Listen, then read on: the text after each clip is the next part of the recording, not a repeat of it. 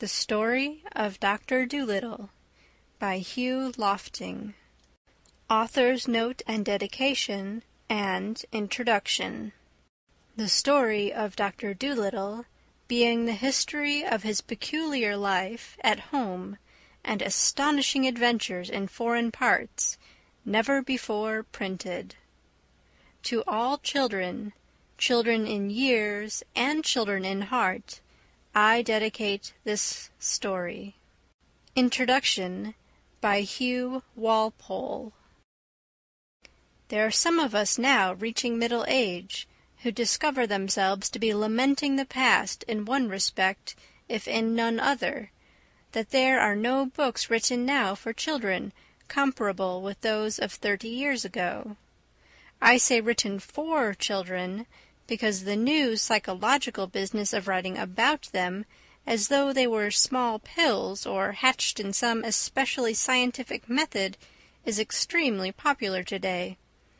Writing for children rather than about them is very difficult, as everybody who has tried it knows.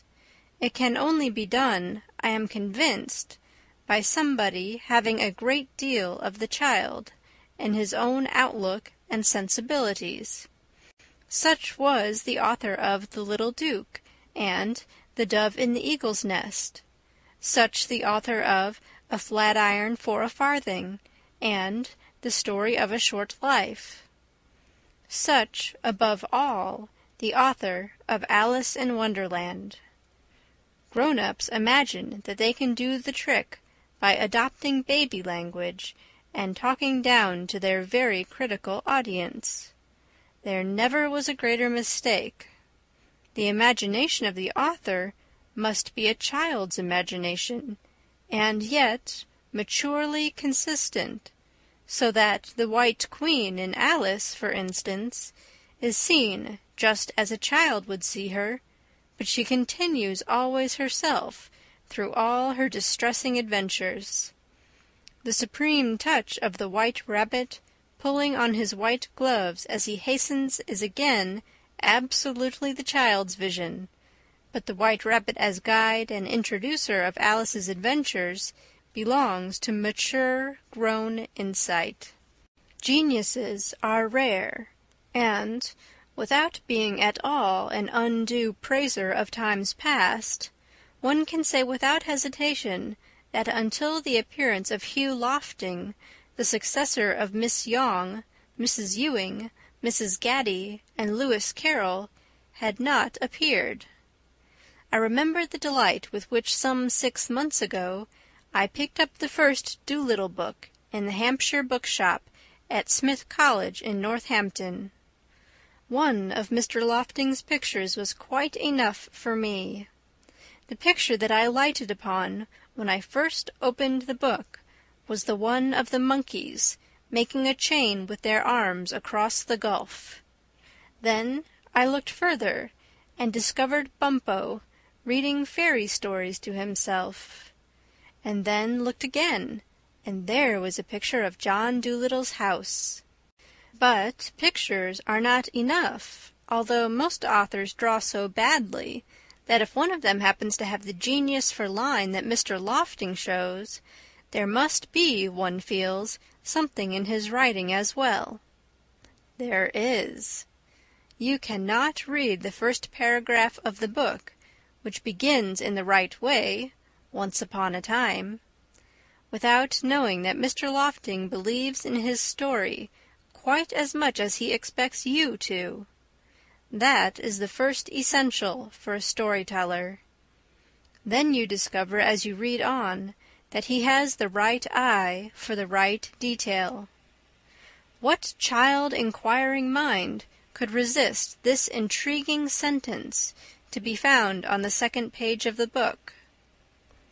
Besides the goldfish in the pond at the bottom of his garden, he had rabbits in the pantry, white mice in his piano, a squirrel in the linen closet, and a hedgehog in the cellar. And then, when you read a little further, you will discover that the doctor is not merely a peg on whom to hang exciting and various adventures, but that he is himself a man of original and lively character. He is a very kindly, generous man, and anyone who has ever written stories will know that it is much more difficult to make kindly, generous characters interesting than unkindly and mean ones. But Dolittle is interesting. It is not only that he is quaint, but that he is wise and knows what he is about. The reader, however young, who meets him gets very soon a sense that if he were in trouble, not necessarily medical, he would go to Dolittle and ask his advice about it. Dolittle seems to extend his hand from the page and grasp that of his reader, and I can see him going down the centuries, a kind of Pied Piper, with thousands of children at his heels. But not only is he a darling and alive and credible, but his creator has also managed to invest everybody else in the book with the same kind of life. Now, this business of giving life to animals, making them talk and behave like human beings, is an extremely difficult one. Lewis Carroll absolutely conquered the difficulties, but I am not sure that anyone after him until Hugh Lofting has really managed the trick. Even in such a masterpiece as The Wind in the Willows, we are not quite convinced.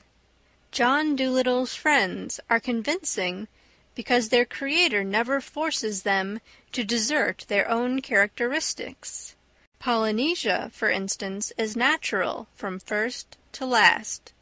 She really does care about the doctor, but she cares as a bird would care, having always some place to which she is going when her business with her friends is over. And when Mr. Lofting invents fantastic animals, he gives them a kind of credible possibility, which is extraordinarily convincing. It will be impossible for anyone who has read this book not to believe in the existence of the Push-me-pull-you, who would be credible enough even were there no drawing of it, but the picture on page 145 settles the matter of his truth once and for all.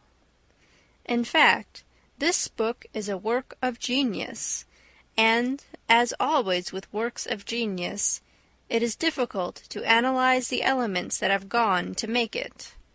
There is poetry here, and fantasy and humor, a little pathos, but, above all, a number of creations in whose existence everybody must believe, whether they be children of 4, or old men of 90, or prosperous bankers of 45.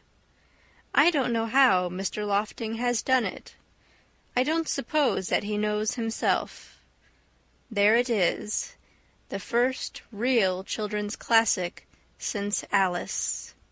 End of introduction by Hugh Walpole. The first chapter, titled Puddleby. Once upon a time, many years ago, when our grandfathers were little children, there was a doctor, and his name was Dolittle, John Dolittle, M.D. M.D. means that he was a proper doctor and knew a whole lot. He lived in a little town called Puddleby-on-the-Marsh. All the folks, young and old, knew him well by sight, and whenever he walked down the street in his high hat, everyone would say, "There goes the doctor. He's a clever man." And the dogs and the children would all run up and follow behind him, and even the crows that lived in the church tower would caw and nod their heads. The house he lived in, on the edge of the town, was quite small, but his garden was very large, and had a wide lawn and stone seats and weeping willows hanging over. His sister, Sarah Dolittle, was housekeeper for him, but the doctor looked after the garden himself. He was very fond of animals, and kept many kinds of pets. Besides the goldfish in the pond at the bottom of his garden, he had rabbits in the pantry, white mice in his piano, a squirrel in the linen closet, and a hedgehog in the cellar. He had a cow with a calf, too, and an old lame horse 25 years of age, and chickens and pigeons, and 2 lambs, and many other animals. But his favorite pets were Dab-Dab the duck, Jip the dog, Gub-Gub the baby pig, Polynesia the parrot, and the owl Too-Too. His sister used to grumble about all these animals, and said they made the house untidy. And one day, when an old lady with rheumatism came to see the doctor, she sat on the hedgehog who was sleeping on the sofa, and never came to see him any more, but drove every Saturday all the way to Oxenthorpe, another town 10 miles off, to see a different doctor. Then his sister, Sarah Dolittle, came to him and said, "John, how can you expect sick people to come and see you when you keep all these animals in the house? It's a fine doctor would have his parlor full of hedgehogs and mice. That's the 4th personage these animals have driven away. Squire Jenkins and the parson say they wouldn't come near your house again, no matter how sick they are. We are getting poorer every day. If you go on like this, none of the best people will have you for a doctor." "But I like the animals better than the best people," said the doctor. "You are ridiculous," said his sister, and walked out of the room. So, as time went on, the doctor got more and more animals, and the people who came to see him got less and less, till, at last, he had no one left, except the cat's meat man, who didn't mind any kind of animals. But the cat's meat man wasn't very rich, and he only got sick once a year, at Christmas time, when he used to give the doctor 6 pence for a bottle of medicine. 6 pence a year wasn't enough to live on, even in those days long ago, and if the doctor hadn't had some money saved up in his money-box, no one knows what would have happened. And he kept on getting still more pets, and of course it cost a lot to feed them, and the money he had saved up grew littler and littler. Then he sold his piano and let the mice live in a bureau drawer. But the money he got for that, too, began to go. So he sold the brown suit he wore on Sundays, and went on becoming poorer and poorer. And now, when he walked down the street in his high hat, people would say to one another, "There goes John Dolittle, M.D. There was a time when he was the best-known doctor in the West Country. Look at him now. He hasn't any money, and his stockings are full of holes." But the dogs and the cats and the children still ran up and followed him through the town, the same as they had done when he was rich. End of the first chapter. The second chapter. Animal language. It happened one day that the doctor was sitting in his kitchen talking with the cat's meat man, who had come to see him with a stomachache. "Why don't you give up being a people's doctor and be an animal doctor?" asked the cat's meat man. The parrot, Polynesia, was sitting in the window looking out at the rain and singing a sailor song to herself. She stopped singing and started to listen. "You see, doctor," the cat's meat man went on, "you know all about animals, much more than what these here vets do.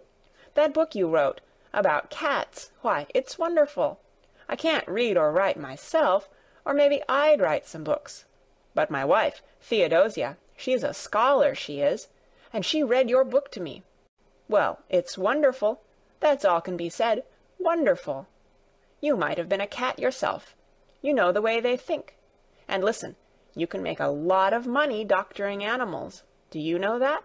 You see, I'd send all the old women who had sick cats or dogs to you, and if they didn't get sick fast enough, I could put something in the meat I sell 'em to make 'em sick, see? Oh, no, said the doctor quickly. You mustn't do that. That wouldn't be right. Oh, I didn't mean real sick, answered the cat's meat man. Just a little something to make 'em droopy-like was what I had reference to. But as you say, maybe it ain't quite fair on the animals. But they'll get sick anyway, because the old women always give 'em too much to eat. And look, all the farmers round about who had lame horses and weak lambs, they'd come. Be an animal doctor. When the cat's meat man had gone, the parrot flew off the window onto the doctor's table and said, That man's got sense. That's what you ought to do, be an animal doctor. Give the silly people up. If they haven't brains enough to see you're the best doctor in the world, take care of animals instead. They'll soon find it out. Be an animal doctor.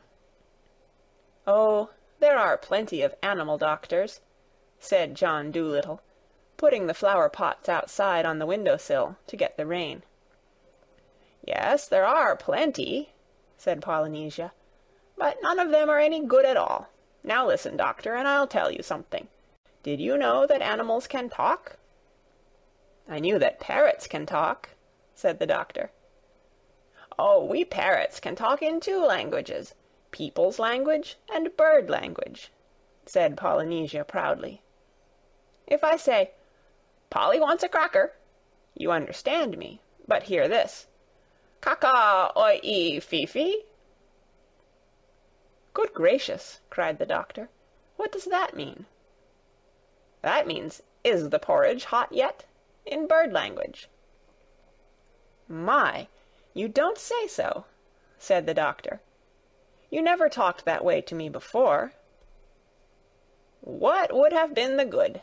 Said Polynesia, dusting some cracker crumbs off her left wing. You wouldn't have understood me if I had. Tell me some more, said the doctor, all excited, and he rushed over to the dresser drawer and came back with the butcher's book and a pencil.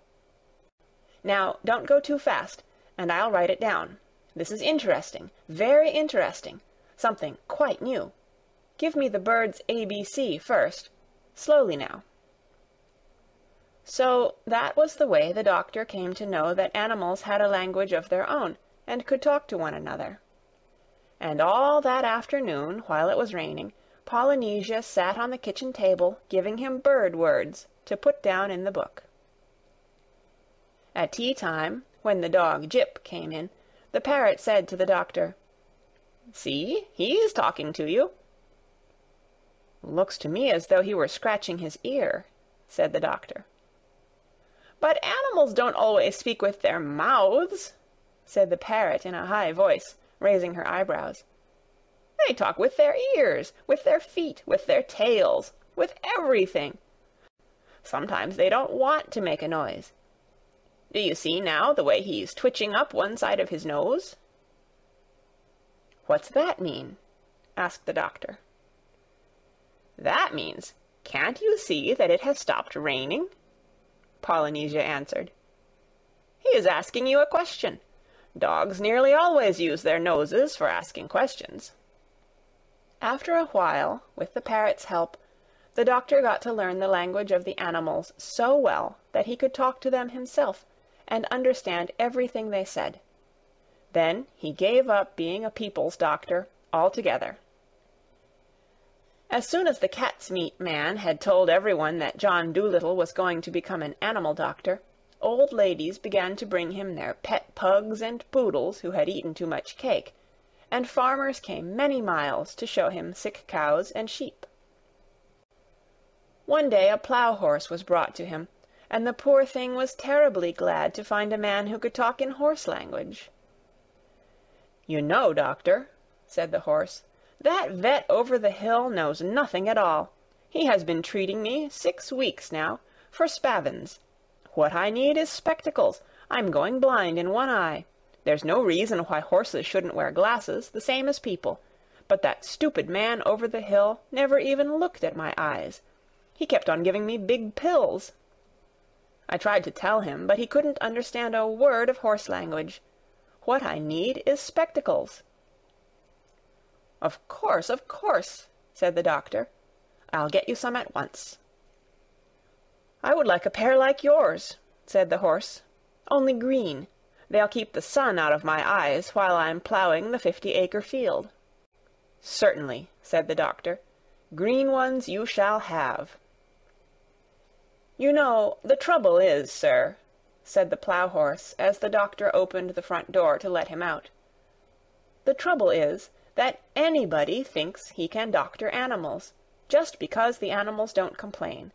As a matter of fact, it takes a much cleverer man to be a really good animal doctor than it does to be a good people's doctor. My farmer's boy thinks he knows all about horses. I wish you could see him. His face is so fat he looks as though he had no eyes, and he has got as much brain as a potato bug. He tried to put a mustard plaster on me last week." "Where did he put it?" asked the doctor. "Oh, he didn't put it anywhere on me," said the horse. "He only tried to. I kicked him into the duck pond." "Well, well," said the doctor. "I'm a pretty quiet creature as a rule," said the horse. "Very patient with people. Don't make much fuss. But it was bad enough to have that vet giving me the wrong medicine, and when that red-faced booby started to monkey with me, I just couldn't bear it any more." "Did you hurt the boy much?" asked the doctor. "Oh, no," said the horse. "I kicked him in the right place. The vet's looking after him now. When will my glasses be ready?" "I'll have them for you next week," said the doctor. "Come in again Tuesday. Good morning." Then John Dolittle got a fine big pair of green spectacles, and the plough-horse stopped going blind in one eye, and could see as well as ever. And soon it became a common sight to see farm animals wearing glasses in the country round Puddleby, and a blind horse was a thing unknown. And so it was with all the other animals that were brought to him. As soon as they found that he could talk their language, they told him where the pain was, and how they felt, and of course it was easy for him to cure them. Now all these animals went back, and told their brothers and friends that there was a doctor in the little house with the big garden, who really was a doctor. And whenever any creatures got sick, not only horses and cows and dogs, but all the little things of the fields, like harvest mice and water voles, badgers and bats, they came at once to his house on the edge of the town, so that his big garden was nearly always crowded with animals trying to get in to see him. There were so many that came that he had to have special doors made for the different kinds.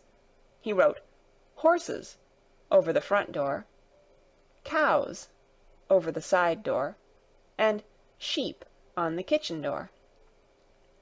Each kind of animal had a separate door. Even the mice had a tiny tunnel made for them into the cellar, where they waited patiently in rows for the doctor to come round to them.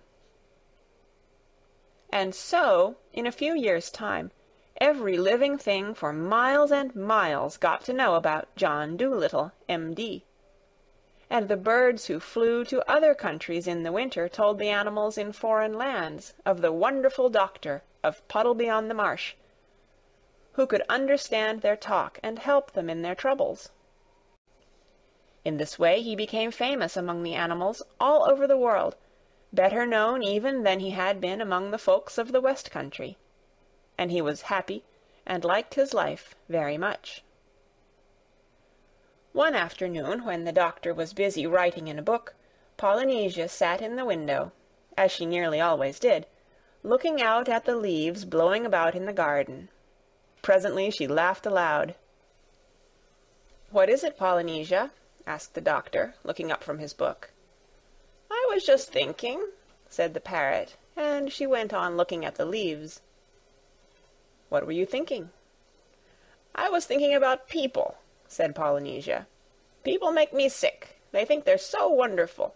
The world has been going on now for thousands of years, hasn't it? And the only thing in animal language that people have learned to understand is that when a dog wags his tail, he means, 'I'm glad.' It's funny, isn't it? You are the very first man to talk like us. Oh, sometimes people annoy me dreadfully. Such airs they put on, talking about the dumb animals. Dumb, huh? Why, I knew a macaw once who could say 'good morning' in 7 different ways without once opening his mouth. He could talk every language, and Greek. An old professor with a gray beard bought him, but he didn't stay. He said the old man didn't talk Greek right, and he couldn't stand listening to him teach the language wrong. I often wonder what's become of him. That bird knew more geography than people will ever know. People, golly! I suppose if people ever learn to fly, like any common hedge sparrow, we shall never hear the end of it." "You're a wise old bird," said the doctor. "How old are you really? I know that parrots and elephants sometimes live to be very, very old." "I can never be quite sure of my age," said Polynesia. "It's either 183 or 182. But I know that when I first came here from Africa, King Charles was still hiding in the oak tree, because I saw him. He looked scared to death." End of the 2nd chapter. The 3rd chapter, titled More Money Troubles. And soon now, the doctor began to make money again, and his sister Sarah bought a new dress and was happy. Some of the animals who came to see him were so sick that they had to stay at the doctor's house for a week. And when they were getting better, they used to sit in chairs on the lawn. And often, even after they got well, they did not want to go away. They liked the doctor and his house so much. And he never had the heart to refuse them when they asked if they could stay with him. So in this way, he went on getting more and more pets. Once, when he was sitting on his garden wall, smoking a pipe in the evening, an Italian organ grinder came round with a monkey on a string. The doctor saw at once that the monkey's collar was too tight and that he was dirty and unhappy. So he took the monkey away from the Italian, gave the man a shilling, and told him to go. The organ grinder got awfully angry and said that he wanted to keep the monkey. But the doctor told him that if he didn't go away, he would punch him on the nose. John Dolittle was a strong man, though he wasn't very tall. So the Italian went away saying rude things, and the monkey stayed with Dr. Dolittle and had a good home. The other animals in the house called him Chi-Chi, which is a common word in monkey language, meaning ginger. And another time, when the circus came to Puddleby, the crocodile who had a bad toothache escaped at night and came into the doctor's garden. The doctor talked to him in crocodile language and took him into the house and made his tooth better. But when the crocodile saw what a nice house it was, with all the different places for the different kinds of animals, he too wanted to live with the doctor. He asked couldn't he sleep in the fish pond at the bottom of the garden, if he promised not to eat the fish. When the circus men came to take him back, he got so wild and savage that he frightened them away. But to everyone in the house, he was always as gentle as a kitten. But now, the old ladies grew afraid to send their lapdogs to Dr. Dolittle because of the crocodile, and the farmers wouldn't believe that he would not eat the lambs and sick calves they brought to be cured. So the doctor went to the crocodile and told him he must go back to his circus. But he wept such big tears and begged so hard to be allowed to stay that the doctor hadn't the heart to turn him out. So then, the doctor's sister came to him and said, "John, you must send that creature away. Now the farmers and the old ladies are afraid to send their animals to you, just as we were beginning to be well off again. Now we shall be ruined entirely. This is the last straw. I will no longer be housekeeper for you if you don't send away that alligator." "It isn't an alligator," said the doctor. "It's a crocodile." I don't care what you call it, said his sister. It's a nasty thing to find under the bed. I won't have it in the house. But he has promised me, the doctor answered, that he will not bite anyone. He doesn't like the circus, and I haven't the money to send him back to Africa where he comes from. He minds his own business, and on the whole is very well behaved. Don't be so fussy. I tell you, I will not have him around, said Sarah. He eats the linoleum. If you don't send him away this minute, I'll go and get married. All right, said the doctor. Go and get married. It can't be helped. And he took down his hat and went out into the garden. So Sarah Dolittle packed up her things and went off, and the doctor was left all alone with his animal family. And very soon he was poorer than he had ever been before. With all these mouths to fill, and the house to look after, and no one to do the mending, and no money coming in to pay the butcher's bill, things began to look very difficult. But the doctor didn't worry at all. Money is a nuisance, he used to say. We'd all be much better off if it had never been invented. What does money matter, so long as we're happy? But soon the animals themselves began to get worried. And one evening, when the doctor was asleep in his chair before the kitchen fire, they began talking it over among themselves in whispers. And the owl, Tutu, who was good at arithmetic, figured it out that there was only money enough left to last another week, if they each had 1 meal a day and no more. Then the parrot said, I think we all ought to do the housework ourselves. At least we can do that much. After all, it is for our sakes that the old man finds himself so lonely and so poor. So it was agreed that the monkey, Chi-Chi, was to do the cooking and mending, the dog was to sweep the floors, the duck was to dust and make the beds, the owl, Tutu, was to keep the accounts, and the pig was to do the gardening. They made Polynesia the parrot housekeeper and laundress, because she was the oldest. Of course, at first they all found their new jobs very hard to do, all except Chi-Chi, who had hands, and could do things like a man. But they soon got used to it, and they used to think it great fun to watch Chip the dog sweeping his tail over the floor with a rag tied onto it for a broom. After a little, they got to do the work so well that the doctor said that he had never had his house kept so tidy or so clean before. In this way, things went along all right for a while, but without money they found it very hard. Then the animals made a vegetable and flower stall outside the garden gate and sold radishes and roses to the people that passed by along the road.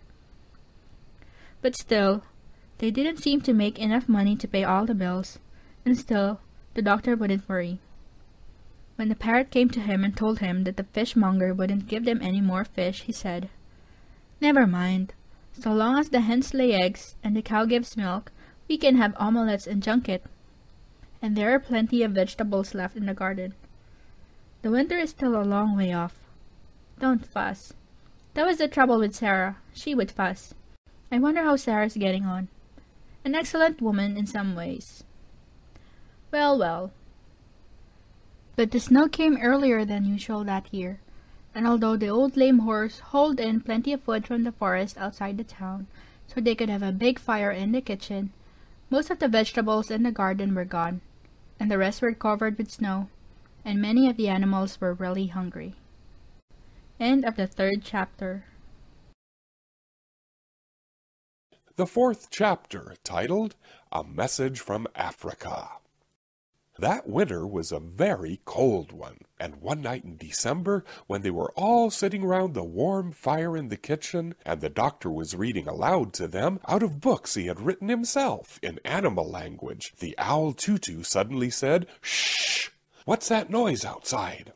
They all listened, and presently they heard the sound of someone running. Then the door flew open, and the monkey Chi-Chi ran in, badly out of breath. "Doctor," he cried, "I've just had a message from a cousin of mine in Africa. There is a terrible sickness among the monkeys out there. They are all catching it, and they are all dying in hundreds. They have heard of you, and beg you to come to Africa to stop the sickness." "Who brought the message?" asked the doctor, taking off his spectacles and laying down his book. "A swallow," said Chi-Chi. "She is outside on the rain-butt." "Bring her in by the fire," said the doctor. "She must be perished with the cold. The swallows flew south 6 weeks ago." So the swallow was brought in, all huddled and shivering, and although she was a little afraid at first, she soon got warmed up and sat on the edge of the mantelpiece and began to talk. When she had finished, the doctor said, "I would gladly go to Africa, especially in this bitter weather, but I'm afraid we haven't money enough to buy the tickets. Get me the money box, Chi-Chi." So the monkey climbed up and got it off the top shelf of the dresser. There was nothing in it, not one single penny. "I felt sure there was 2 pence left," said the doctor. "There was," said the owl, "but you spent it on a rattle for that badger's baby when he was teething." "Did I?" said the doctor. Dear me, what a nuisance money is, to be sure. Well, never mind. Perhaps if I go down to the seaside, I shall be able to borrow a boat that will take us to Africa. I knew a seaman once who brought his baby to me with measles. Maybe he'll lend us his boat. The baby got well." So, early the next morning, the doctor went down to the seashore, and when he came back, he told the animals that it was all right. The sailor was going to lend them the boat. Then the crocodile and the monkey and the parrot were very glad and began to sing because they were going back to Africa, their real home. And the doctor said, "I shall only be able to take you 3, with Chip the dog, Dab Dab the duck, Gub Gub the pig, and the owl Tutu. The rest of the animals, like the dormice and the water voles and the bats, they will have to go back and live in the fields where they were born till we come home again. But as most of them sleep through the winter, they won't mind that, and besides, it wouldn't be good for them to go to Africa." So then the parrot, who had been on long sea voyages before, began telling the doctor all the things he would have to take with him on the ship. "You must have plenty of pilot bread," she said, "hardtack they call it, and you must have beef in cans, and an anchor." "I expect the ship will have its own anchor," said the doctor. "Well, make sure," said Polynesia, "because it's very important. You can't stop if you haven't got an anchor. And you'll need a bell." "What's that for?" asked the doctor. "To tell the time by," said the parrot. "You go and ring it every half hour, and then you know what time it is. And bring a whole lot of rope. It always comes in handy on voyages." Then they began to wonder where they were going to get the money from to buy all the things they needed. "Oh, bother it, money again," cried the doctor. "Goodness! I shall be glad to get to Africa where we don't have to have any. I'll go and ask the grocer if he will wait for his money till I get back. No, I'll send the sailor to ask him." So the sailor went to see the grocer, and presently he came back with all the things they wanted. Then the animals packed up, and after they had turned off the water so the pipes wouldn't freeze and put up the shutters, they closed the house and gave the key to the old horse who lived in the stable. And when they had seen that there was plenty of hay in the loft to last the horse through the winter, they carried all their luggage down to the seashore and got onto the boat. The cat's-meats man was there to see them off, and he brought a large suet pudding as a present for the doctor, because he said he had been told you couldn't get suet puddings in foreign parts. As soon as they were on the ship, Gub Gub the pig asked where the beds were, for it was 4 o'clock in the afternoon, and he wanted his nap. So Polynesia took him downstairs into the inside of the ship and showed him the beds, set all on top of one another like bookshelves against a wall. "Why, that isn't a bed," cried Gub Gub. "That's a shelf." "Beds are always like that on ships," said the parrot. "It isn't a shelf. Climb up into it and go to sleep. That's what you call a bunk." "I don't think I'll go to bed yet," said Gub Gub. "I'm too excited. I want to go upstairs again and see them start." "Well, this is your first trip," said Polynesia. "You will get used to the life after a while." And she went back up the stairs of the ship, humming this song to herself. "I've seen the Black Sea and the Red Sea. I've rounded the Isle of Wight. I've discovered the Yellow River and the Orange, too, by night. Now Greenland drops behind again, and I sail the ocean blue. I'm tired of all these colors, Jane, so I'm coming back to you."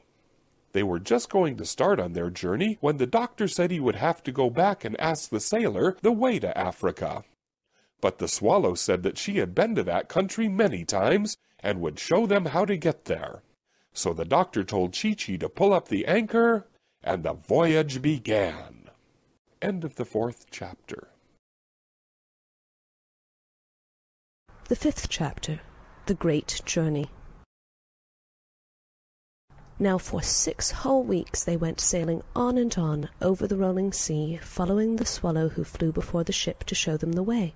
At night she carried a tiny lantern so they should not miss her in the dark, and the people on the other ships that passed said that the light must be a shooting star. As they sailed further and further into the south it got warmer and warmer. Polynesia, Chee-Chee, and the crocodile enjoyed the hot sun no end. They ran about laughing and looking over the side of the ship to see if they could see Africa yet. But the pig and the dog and the owl Tutu could do nothing in such weather, but sat at the end of the ship in the shade of a big barrel with their tongues hanging out, drinking lemonade. Dab-Dab the duck used to keep herself cool by jumping into the sea and swimming behind the ship, and every once in a while, when the top of her head got too hot, she would dive under the ship and come up on the other side. In this way, too, she used to catch herrings on Tuesdays and Fridays when everybody on the boat ate fish to make the beef last longer. When they got near to the equator, they saw some flying fishes coming towards them, and the fishes asked the parrot if this was Dr. Dolittle's ship. When she told them it was, they said they were glad, because the monkeys in Africa were getting worried that he would never come. Polynesia asked them how many miles they had yet to go, and the flying fishes said it was only 55 miles now to the coast of Africa.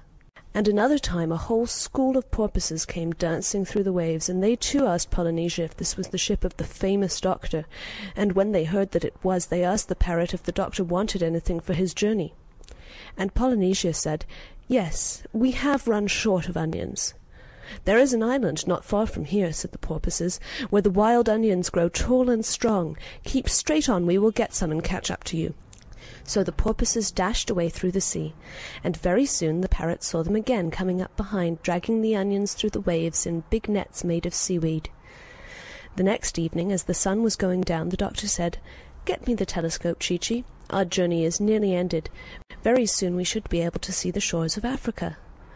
And about half an hour later, sure enough, they thought they could see something in front that might be land, but it began to get darker and darker, and they couldn't be sure. Then a great storm came up with thunder and lightning. The wind howled, the rain came down in torrents, and the waves got so high they splashed right over the boat. Presently there was a big bang. The ship stopped and rolled over on its side. "What's happened?" asked the doctor, coming up from downstairs. "I'm not sure," said the parrot, "but I think we're shipwrecked. Tell the duck to get out and see." So Dab-Dab dived right down under the waves, and when she came up she said they had struck a rock. There was a big hole in the bottom of the ship, the water was coming in, and they were sinking fast. "We must have run into Africa," said the doctor. "Dear me, dear me. Well, we must all swim to land." But Chee-Chee and Gub-Gub did not know how to swim. "Get the rope," said Polynesia. "I told you it would come in handy. Where's that duck? Come here, Dab-Dab. Take this end of the rope, fly to the shore, and tie it onto a palm tree, and we'll hold the other end on the ship here. Then those that can't swim must climb along the rope until they reach the land. That's what you call a lifeline." So they all got safely to the shore, some swimming, some flying, and those that climbed along the rope brought the doctor's trunk and handbag with them. But the ship was no good any more, with the big hole in the bottom, and presently the rough sea beat it to pieces on the rocks and the timbers floated away. Then they all took shelter in a nice dry cave they found high up on the cliffs till the storm was over. When the sun came out next morning they went down to the sandy beach to dry themselves. "Dear old Africa," sighed Polynesia, "it's good to get back. Just think, it'll be 169 years tomorrow since I was here, and it hasn't changed a bit. Same old palm trees, same old red earth, same old black ants. There's no place like home." And the others noticed she had tears in her eyes. She was so pleased to see her country once again. Then the doctor missed his high hat, for it had been blown away into the sea during the storm, so Dab-Dab went out to look for it, and presently she saw it a long way off, floating on the water like a toy boat. When she flew down to get it, she found one of the white mice, very frightened, sitting inside it. "What are you doing here?" asked the duck. "You were told to stay behind in Puddleby." "I didn't want to be left behind," said the mouse. "I wanted to see what Africa was like. I have relatives there, so I hid in the baggage and was brought onto the ship with the hardtack. When the ship sank I was terribly frightened because I cannot swim far. I swam as long as I could, but I soon got all exhausted and thought I was going to sink, and then just at that moment the old man's hat came floating by and I got into it because I did not want to be drowned." So the duck took up the hat with the mouse in it and brought it to the doctor on the shore, and they all gathered round to have a look. "That's what you call a stowaway," said the parrot. Presently, when they were looking for a place in the trunk where the white mouse could travel comfortably, the monkey, Chee-Chee, suddenly said, "Shh! I hear footsteps in the jungle." They all stopped talking and listened, and soon a black man came down out of the woods and asked them what they were doing there. "My name is John Dolittle, M.D.," said the doctor. "I have been asked to come to Africa to cure the monkeys who are sick." "You must all come before the king," said the black man. "What king?" asked the doctor, who didn't want to waste any time. "The king of the Jolliginki," the man answered. "All these lands belong to him, and all strangers must be brought before him. Follow me." So they gathered up their baggage and went off, following the man through the jungle. End of the 5th chapter. The 6th chapter, Polynesia and the King. When they had gone a little way through the thick forest, they came to a wide, clear space, and they saw the king's palace, which was made of mud. This was where the king lived with his queen, Ermentrude, and their son, Prince Bumpo. The prince was away fishing for salmon in the river, but the king and queen were sitting under an umbrella before the palace door, and Queen Ermentrude was asleep. When the doctor had come up to the palace, the king asked him his business, and the doctor told him why he had come to Africa. "You may not travel through my lands," said the king. "Many years ago a white man came to these shores, and I was very kind to him. But after he had dug holes in the ground to get the gold, and killed all the elephants to get their ivory tusks, he went away secretly in his ship without so much as saying thank you. Never again shall a white man travel through the lands of Jolliginki." Then the king turned to see some of the black men who were standing near, and said, "Take away this medicine man, with all his animals, and lock them up in my strongest prison." So 6 of the black men led the doctor and all his pets away, and shut them up in a stone dungeon. The dungeon had only one little window high up in the wall, with bars in it, and the door was strong and thick. Then they all grew very sad, and Gub-Gub, the pig, began to cry, but Chee-Chee said he would spank him if he didn't stop that horrible noise, and he kept quiet. "Are we all here?" asked the doctor after he had got used to the dim light. "Yes, I think so," said the duck, and started to count them. "Where's Polynesia?" asked the crocodile. "She isn't here." "Are you sure?" said the doctor. "Look again. Polynesia! Polynesia! Where are you?" "I suppose she escaped," grumbled the crocodile. "Well, that's just like her. Sneaked off into the jungle as soon as her friends got into trouble." "I'm not that kind of a bird," said the parrot, climbing out of the pocket in the tail of the doctor's coat. "You see, I'm small enough to get through the bars of that window, and I was afraid they would put me in a cage instead.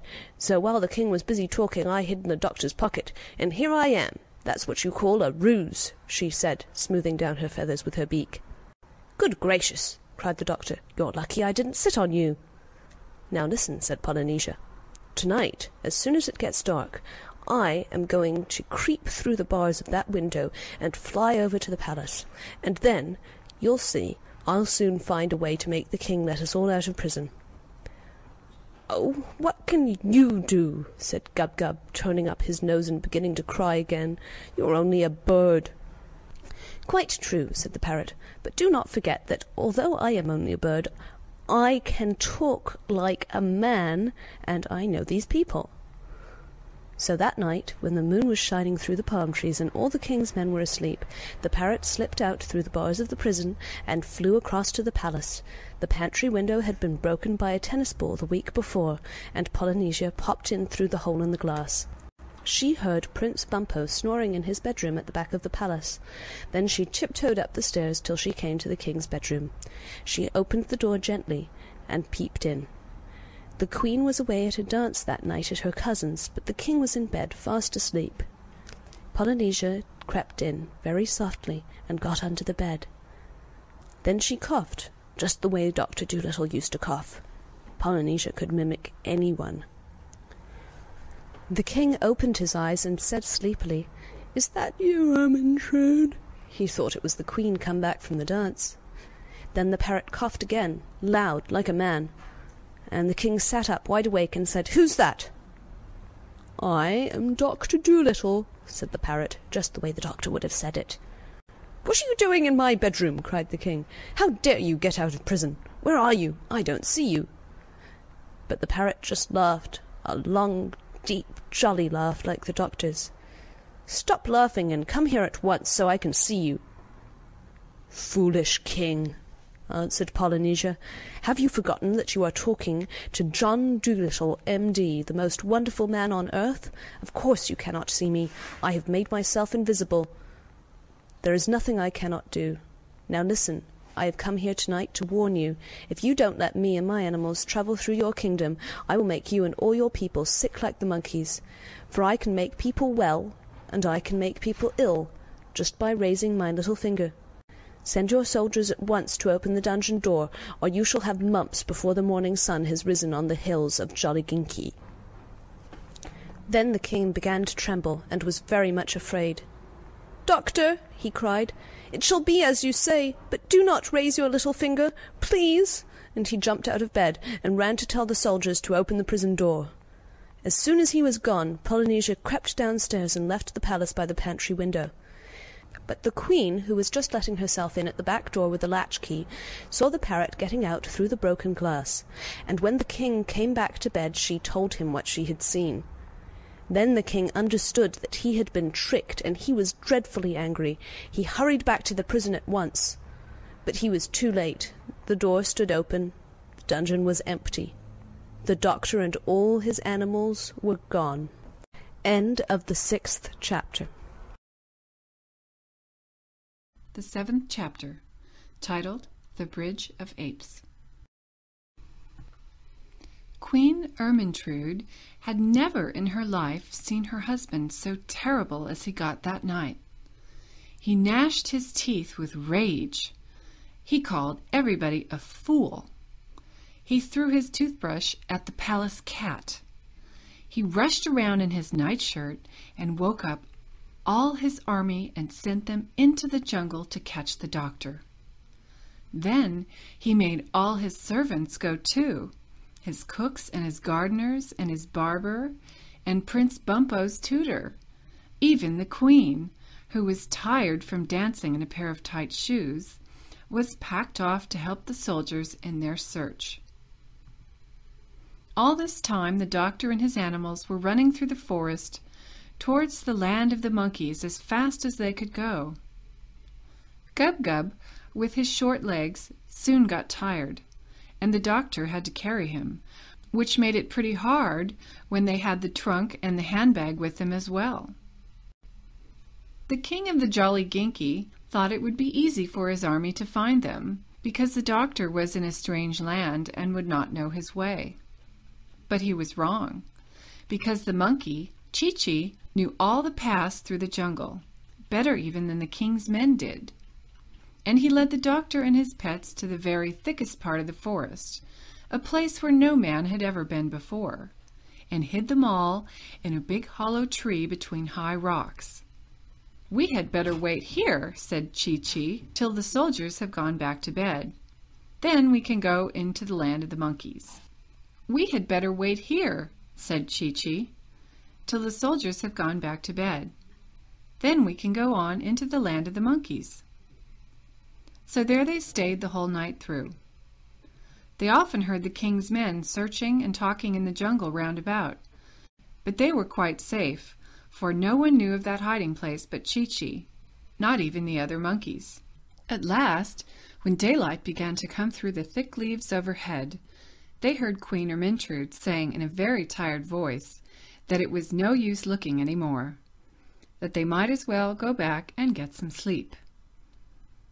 As soon as the soldiers had gone home, Chi-Chi brought the doctor and his animals out of the hiding place, and they set off for the land of the monkeys. It was a long, long way, and they often got very tired, especially Gub-Gub. But when he cried, they gave him milk out of the coconuts, which he was very fond of. They always had plenty to eat and drink, because Chi-Chi and Polynesia knew all the different kinds of fruits and vegetables that grow in the jungle, and where to find them, like dates and figs and ground nuts and ginger and yams. They used to make their lemonade out of the juice of wild oranges, sweetened with honey, which they got from the bees' nests in hollow trees. No matter what it was they asked for, Chi-Chi and Polynesia always seemed to be able to get it for them, or something like it. They even got the doctor some tobacco one day, when he had finished what he had brought with him and wanted to smoke. At night they slept in tents made of palm leaves on thick, soft beds of dried grass. And after a while they got used to walking such a lot and did not get so tired, and enjoyed the life of travel very much. But they were always glad when the night came and they stopped for their resting time. Then the doctor used to make a little fire of sticks, and after they had their supper, they would sit round it in a ring, listening to Polynesia singing songs about the sea, or to Chi-Chi telling stories of the jungle. And many of the tales that Chi-Chi told were very interesting, because although the monkeys had no history books of their own, before Dr. Dolittle came to write them for them, they remember everything that happens by telling stories to their children. And Chi-Chi spoke of many things his grandmother had told him, tales of long, long, long ago, before Noah and the flood, of the days when men dressed in bearskins and lived in holes in the rock and ate their mutton raw, because they did not know what cooking was, having never seen a fire. And he told them of the great mammoths and lizards, as long as a train, that wandered over the mountains in those times, nibbling from the treetops. And often they got so interested listening that when he had finished, they found their fire had gone right out, and they had to scurry round to get more sticks and build a new one. Now when the king's army had gone back and told the king that they couldn't find the doctor, the king sent them out again and told them they must stay in the jungle till they caught him. So all this time, while the doctor and his animals were going along towards the land of the monkeys, thinking themselves quite safe, they were still being followed by the king's men. If Chi-Chi had known this, he would most likely have hidden them again, but he didn't know it. One day Chi-Chi climbed up a high rock and looked out over the treetops, and when he came down he said they were now quite close to the land of the monkeys and would soon be there. And that same evening, sure enough, they saw Chi-Chi's cousin and a lot of other monkeys, who had not yet got sick, sitting in the trees by the edge of a swamp, looking and waiting for them. And when they saw the famous doctor really come, these monkeys made a tremendous noise, cheering and waving leaves and swinging out of the branches to greet him. They wanted to carry his bag and his trunk and everything he had, and one of the bigger ones even carried Gub-Gub, who had got tired again. Then two of them rushed on in front to tell the sick monkeys that the great doctor had come at last. But the king's men, who were still following, had heard the noise of the monkeys cheering, and they at last knew where the doctor was, and hastened on to catch him. The big monkey carrying Gub-Gub was coming along behind slowly, and he saw the captain of the army sneaking through the trees. So he hurried after the doctor and told him to run. Then they all ran harder than they had ever run in their lives, and the king's men, coming after them, began to run too, and the captain ran hardest of all. Then the doctor tripped over his medicine bag and fell down in the mud, and the captain thought he would surely catch him this time. But the captain had very long ears, though his hair was very short, and as he sprang forward to take hold of the doctor, one of his ears caught fast in a tree, and the rest of the army had to stop and help him. By this time the doctor had picked himself up, and on they went again, running and running. And Chi-Chi shouted, "It's all right! We haven't far to go now!"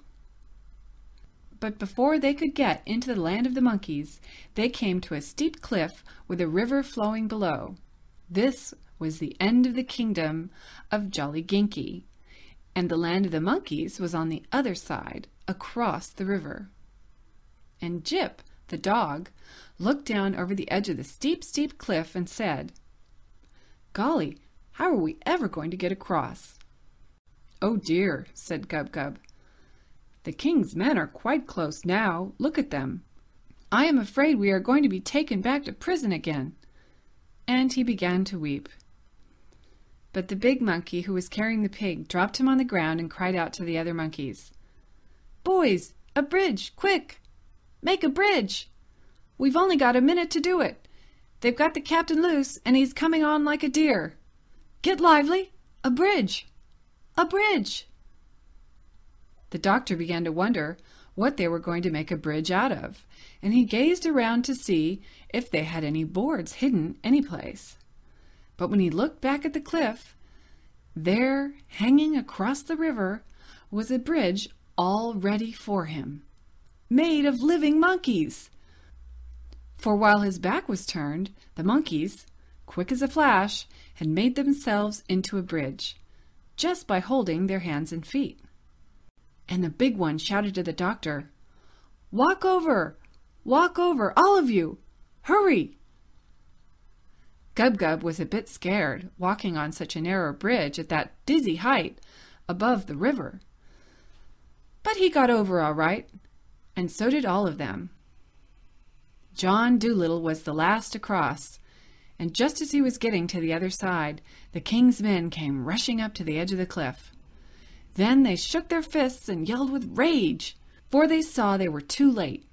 The doctor and all his animals were safe in the land of the monkeys, and the bridge was pulled across to the other side.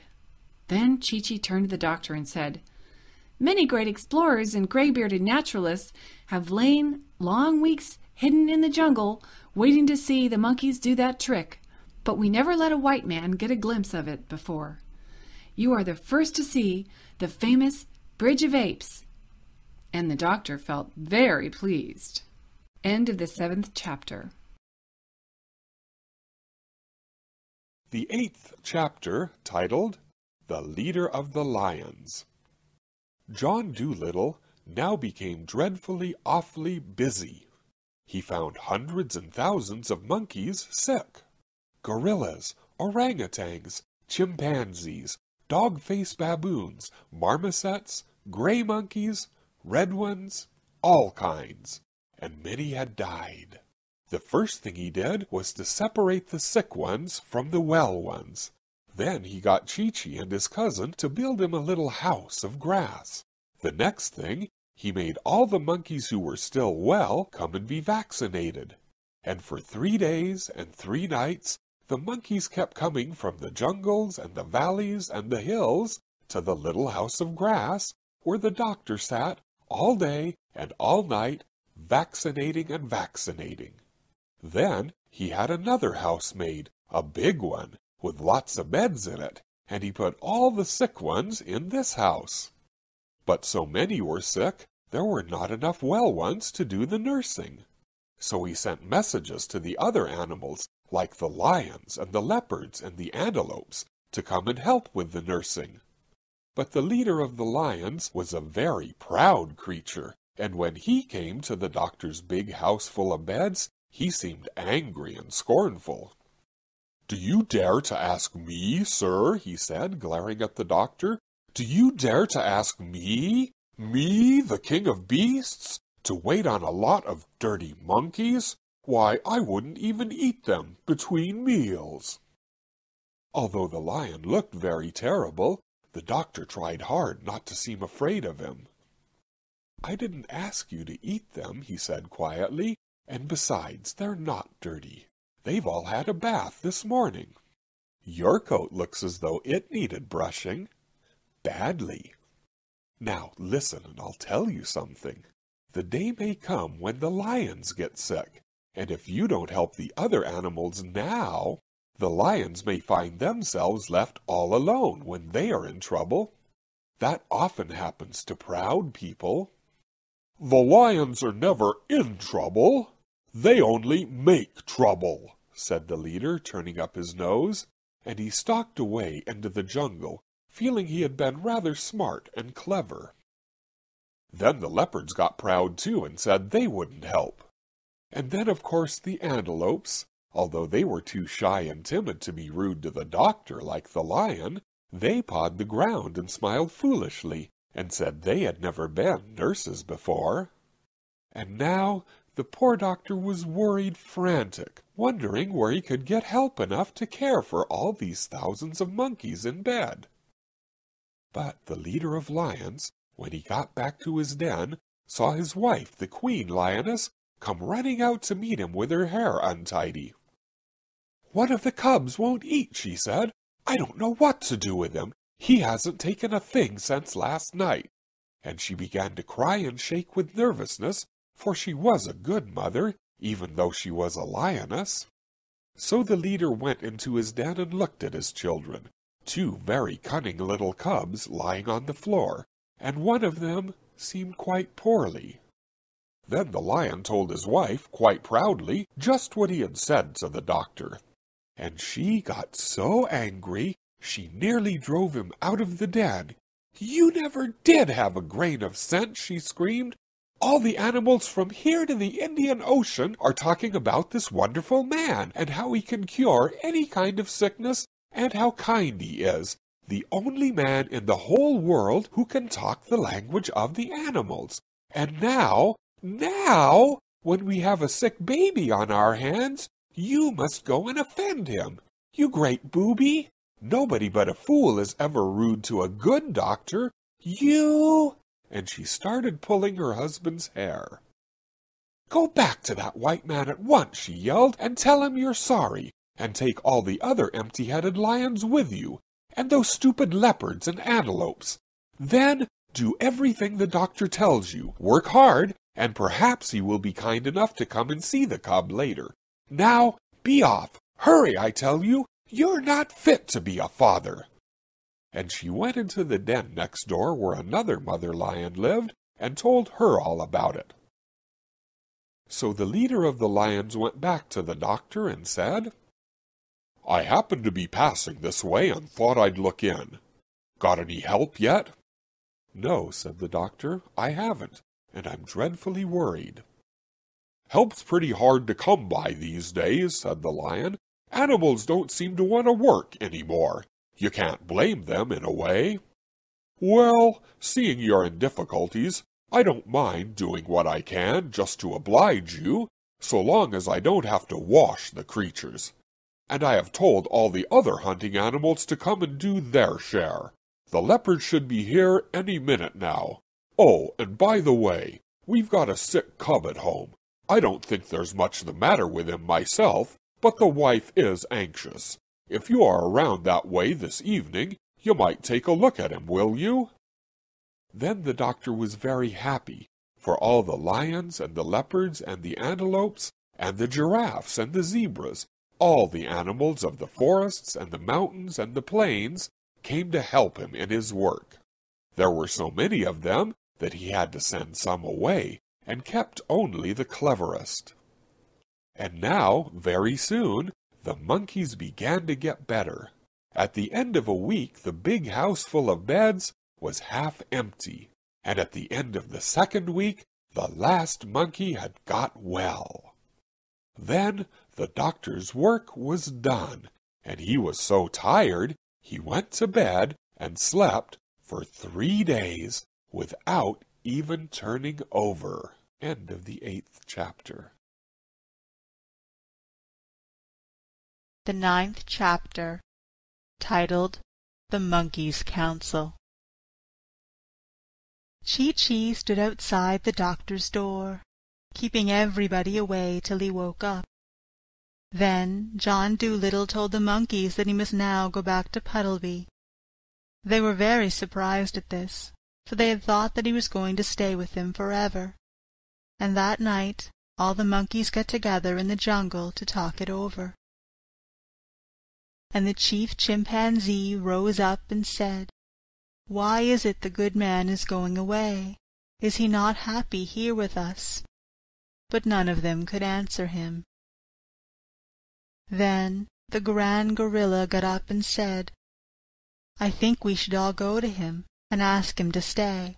Perhaps if we make him a new house and a bigger bed, and promise him plenty of monkey servants to work for him and make life pleasant for him, perhaps then he will not wish to go." Then Chee-Chee got up, and all the others whispered, "Shh! Look, Chee-Chee! The great traveller is about to speak." And Chee-Chee said to the other monkeys, "My friends, I am afraid it is useless to ask the doctor to stay. He owes money in Puddleby, and says he must go back and pay it." The monkeys asked him, "What is money?" Then Chee-Chee told them that in the land of the white men you could get nothing without money, you could do nothing without money, that it was almost impossible to live without money. And some of them asked, "But can you not even eat and drink without paying?" But Chee-Chee shook his head, and then he told them that even he, when he was with the organ-grinder, had been made to ask the children for money. And the chief chimpanzee turned to the oldest orangutan and said, "Cousin, surely these men be strange creatures. Who would wish to live in such a land? My gracious, how paltry!" Then Chee-Chee said, "When we were coming to you, we had no boat to cross the sea in, and no money to buy food to eat on our journey. So a man lent us some biscuits, and we said we would pay him when we came back. And we borrowed a boat from a sailor, but it was broken on the rocks when we reached the shores of Africa. Now the doctor says he must go back and get the sailor another boat, because the man was poor and his ship was all he had." And the monkeys were all silent for a while, sitting quite still upon the ground and thinking hard. At last the biggest baboon got up and said, "I do not think we ought to let this good man leave our land till we have given him a fine present to take with him, so that he may know we are grateful for all that he has done for us." And a little tiny red monkey who was sitting up in a tree shouted down, "I think that too." And then they all cried out, making a great noise, "Yes, yes, let us give him the finest present a white man ever had." Now they began to wonder and ask one another what would be the best thing to give him. And one said, 50 bags of coconuts, and another, 100 bunches of bananas. "At least he shall not have to buy his fruit in the land where you pay to eat." But Chee-Chee told them that all these things would be too heavy to carry so far, and would go bad before half was eaten. "If you want to please him," he said, "give him an animal. You may be sure he will be kind to it. Give him some rare animal that they have not got in the menageries." And the monkeys asked him, "What are menageries?" Then Chee-Chee explained to them that menageries were places in the land of the white men, where animals were put in cages for people to come and look at. And the monkeys were very shocked, and said to one another, "These men are like thoughtless young ones, stupid and easily amused. Shh! It is a prison he means." So then they asked Chee-Chee what rare animal it could be that they could give the doctor. One the white man had not seen before. And the mayor of the marmosets asked, "Have they got an iguana over there?" But Chee-Chee said, "Yes, there is one in the London Zoo." And another asked, "Have they got an okapi?" But Chee-Chee said, "Yes, in Belgium, where my organ-grinder took me 5 years ago. They had an okapi in a big city they called Antwerp." And another asked, "Have they got a pushpi-pullyu?" Then Chee-Chee said, "No, no white man has ever seen a push-me-pull-you. Let us give him that." End of the 9th chapter. The 10th chapter, The Rarest Animal of All. push-me-pull-yous are now extinct. That means there aren't any more. But long ago, when Dr. Dolittle was alive, there were some of them still left in the deepest jungles of Africa. And even then they were very, very scarce. They had no tail, but a head at each end, and sharp horns on each head. They were very shy and terribly hard to catch. The black men get most of their animals by sneaking up behind them while they're not looking. But you could not do this with the push-me-pull-you, because, no matter which way you came towards him, he was always facing you. And besides, only one half of him slept at a time. The other head was always awake, and watching. This is why they were never caught, and never seen in zoos. Though many of the greatest huntsmen and the cleverest menagerie keepers spent years of their lives searching through the jungles in all weathers for push-me-pull-yous, not a single one had ever been caught.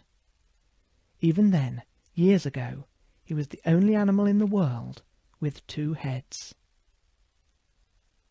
Well, the monkeys set out hunting this animal through the forest. And after they had gone a good many miles, one of them found peculiar footprints near the edge of a river, and they knew that a push-me-pull-you must be very near that spot. Then they went along the bank of the river a little way, and they saw a place where the grass was high and thick, and they guessed that he was in there. So they all joined hands and made a great circle round the high grass. The push-me-pull-you heard them coming, and he tried hard to break through the ring of monkeys, but he couldn't do it. When he saw that it was no use trying to escape, he sat down and waited to see what they wanted. They asked him if he would go with Dr. Dolittle and be put on show in the land of the white men. But he shook both his heads hard and said, "Certainly not." They explained to him that he would not be shut up in a menagerie, but would just be looked at. They told him that the doctor was a very kind man, but hadn't any money, and people would pay to see a 2-headed animal, and the doctor would get rich, and could pay for the boat he had borrowed to come to Africa in. But he answered, "No. You know how shy I am. I hate being stared at." And he almost began to cry. Then for 3 days they tried to persuade him. At the end of the 3rd day he said he would come with them and see what kind of a man the doctor was first. So the monkeys travelled back with the push-me-pull-you, and when they came to where the doctor's little house of grass was, they knocked on the door. The duck, who was packing the trunk, said, "Come in." And Chee-Chee very proudly took the animal inside and showed him to the doctor. "What in the world is it?" asked John Dolittle, gazing at the strange creature. "Lord save us!" cried the duck. "How does it make up its mind?" "It doesn't look to me as though it had any," said Jip the dog. "This, doctor," said Chee-Chee, "is the push-me-pull-you, the rarest animal of the African jungles, the only 2-headed beast in the world. Take him home with you, and your fortune's made. People will pay any money to see him." "But I don't want any money," said the doctor. "Yes, you do," said Dab-Dab the duck. "Don't you remember how we had to pinch and scrape to pay the butcher's bill in Puddleby? And how are you going to get the sailor the new boat you spoke of, unless we have the money to buy it?" "I was going to make him one," said the doctor. "Oh, do be sensible," cried Dab-Dab. "Where would you get all the wood and the nails to make one with? And besides, what are we going to live on? We shall be poorer than ever when we get back. Chee-Chee's perfectly right. Take the funny-looking thing along, do." "Well, perhaps there is something in what you say," murmured the doctor. "It certainly would make a nice new kind of pet. But does the, what do you call it, really want to go abroad?" "Yes, "I'll go," said the Push-Me-Pull-You, who saw at once from the doctor's face that he was a man to be trusted. "You have been so kind to the animals here, and the monkeys tell me that I am the only one who will do.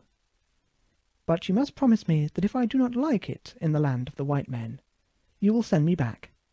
"Why, certainly, of course, said the doctor. "Excuse me, surely you are related to the deer family, are you not?" "Yes," said the Push-Me-Pull-You, "to the Abyssinian gazelles and the Asiatic chamois on my mother's side. My father's great-grandfather was the last of the unicorns." "Most interesting," murmured the doctor, and he took a book out of the trunk which Dab-Dab was packing, and began turning the pages. "Let us see if Buffon says anything." "I notice," said the duck, "that you only talk with one of your mouths. Can't the other head talk as well?" "Oh, yes," said the Push-Me-Pull-You, "but I keep the other mouth for eating, mostly. In that way I can talk while I'm eating without being rude. Our people have always been very polite." When the packing was finished and everything was ready to start, the monkeys gave a grand party for the doctor, and all the animals of the jungle came. And they had pineapples and mangoes and honey and all sorts of good things to eat and drink.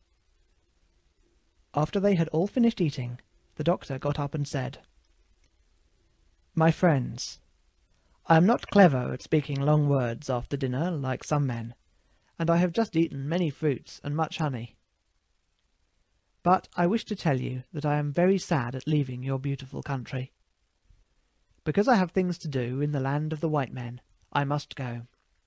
And after I have gone, remember never to let the flies settle on your food before you eat it, and do not sleep on the ground when the rains are coming. I hope you will all live happily ever after." When the doctor stopped speaking and sat down, all the monkeys clapped their hands a long time, and said to one another, "Let it be remembered always among our people that he sat and ate with us here under the trees, for surely he is the greatest of men." And the Grand Gorilla, who had the strength of 7 horses in his hairy arms, rolled a great rock up to the head of the table and said, "This stone for all time shall mark the spot." And even to this day, in the heart of the jungle, that stone still is there. And monkey mothers, passing through the forest with their families, still point down at it from the branches and whisper to their children, "Shh! There it is! Look!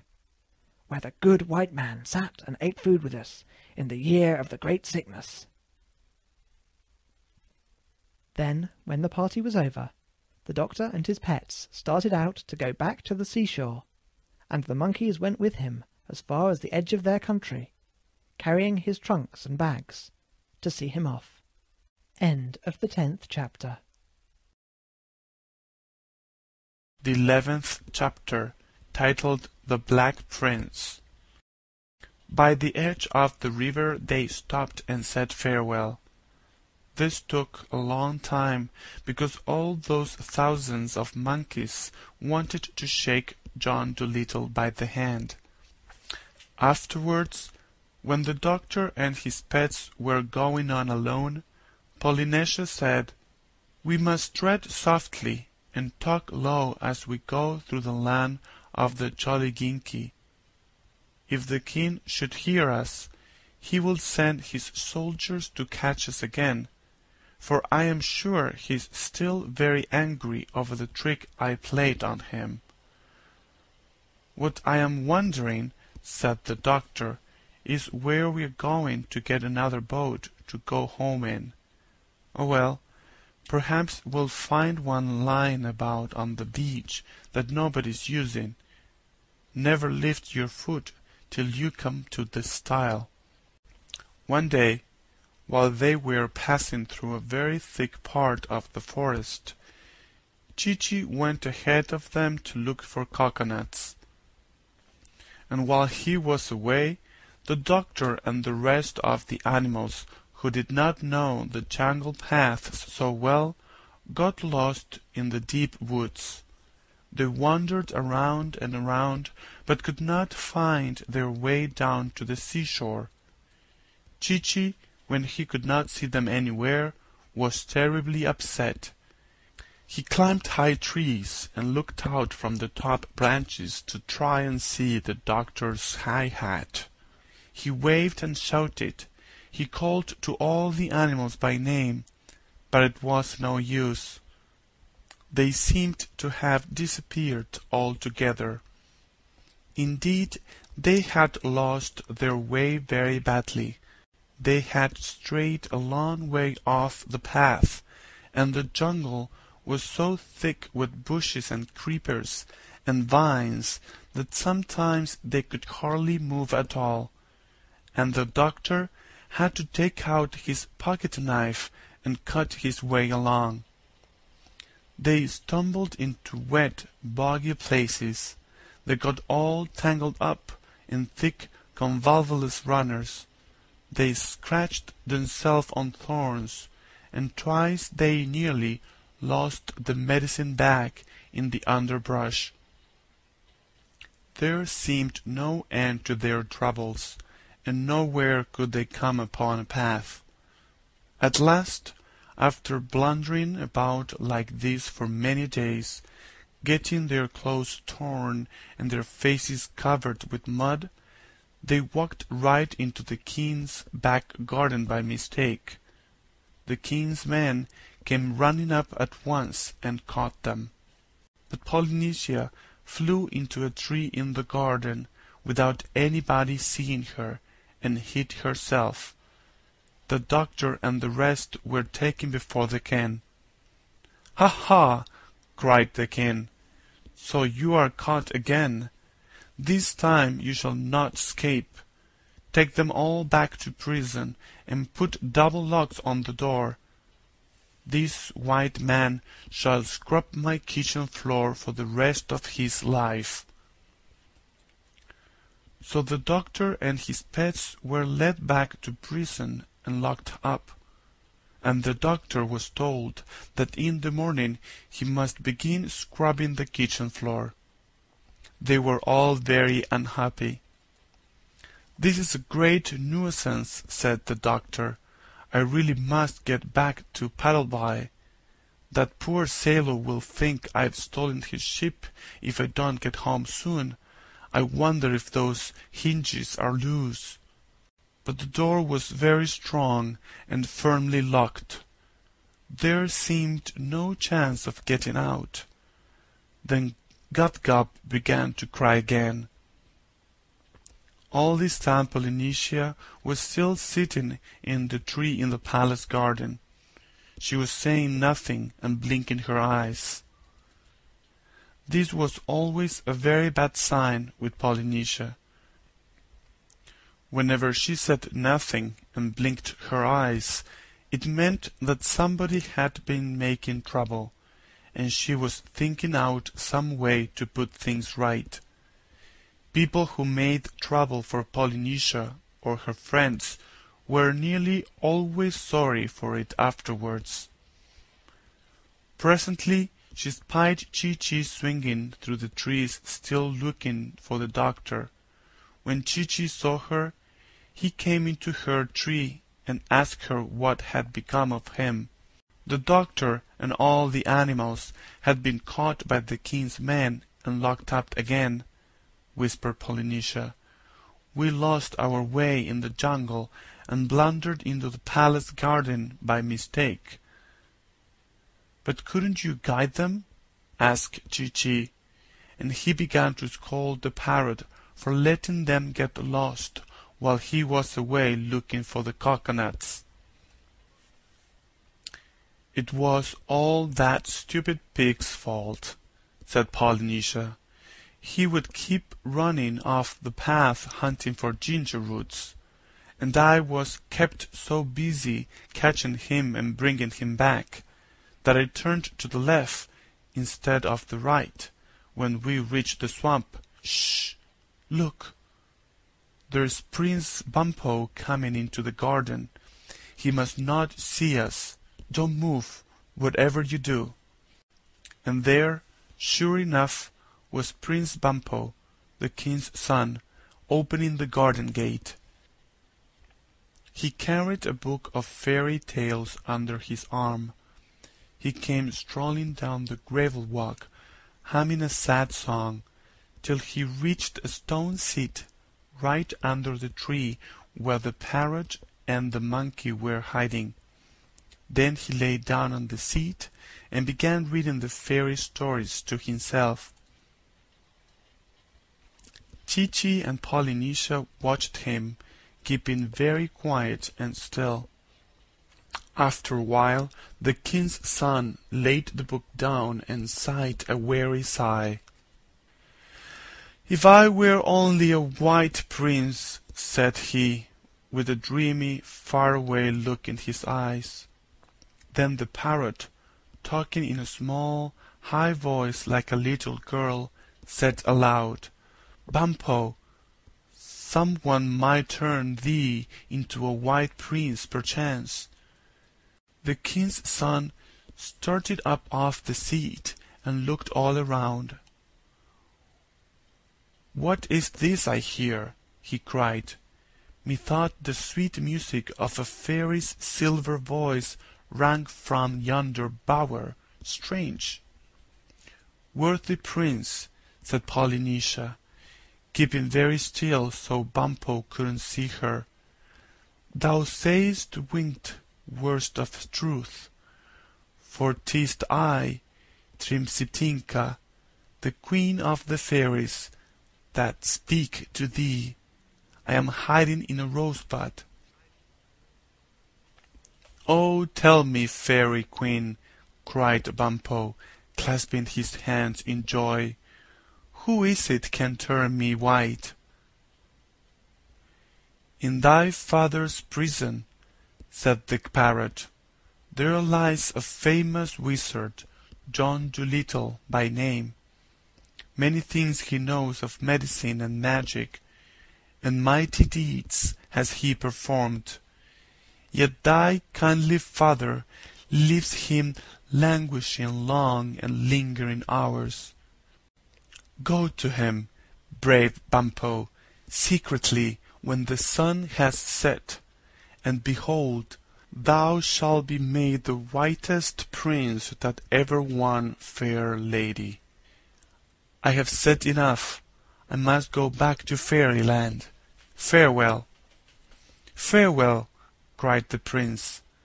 "A thousand thanks, good Tripsitinka." And he sat down on the seat again, with a smile upon his face, waiting for the sun to set. End of the 11th chapter. The 12th chapter, titled Medicine and Magic. Very, very quietly, making sure that no one should see her, Polynesia then slipped out at the back of the tree and flew across to the prison.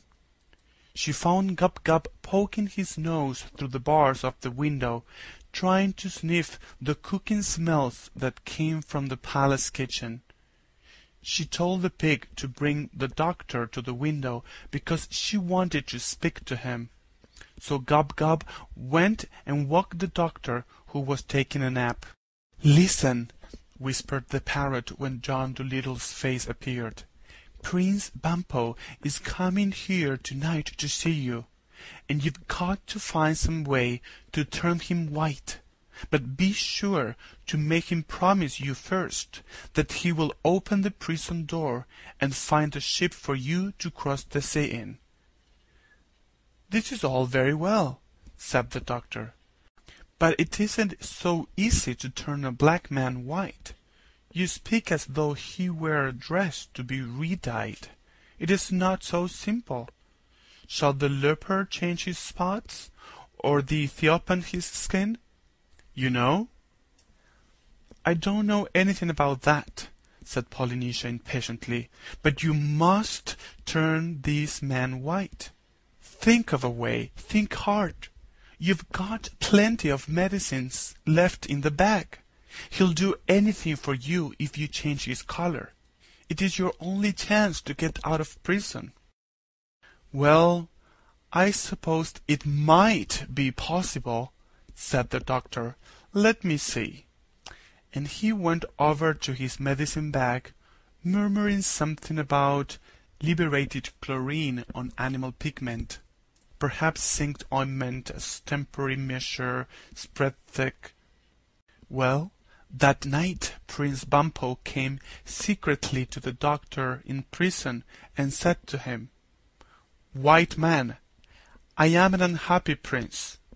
Years ago I went in search of the Sleeping Beauty whom I have read of in a book, and having travelled through the world many days, I at last found her and kissed her, the lady, very gently to awaken her, as the book said I should. 'Tis true indeed that she awoke, but when she saw my face she cried out, 'Oh, he's black!' and she ran away and wouldn't marry me, but went to sleep again somewhere else. So I came back, full of sadness, to my father's kingdom. Now I hear you are a wonderful magician and have some powerful potions, so I come to you for help. If you will turn me white, so that I may go back to the Sleeping Beauty, I will give you half my kingdom and anything besides you ask."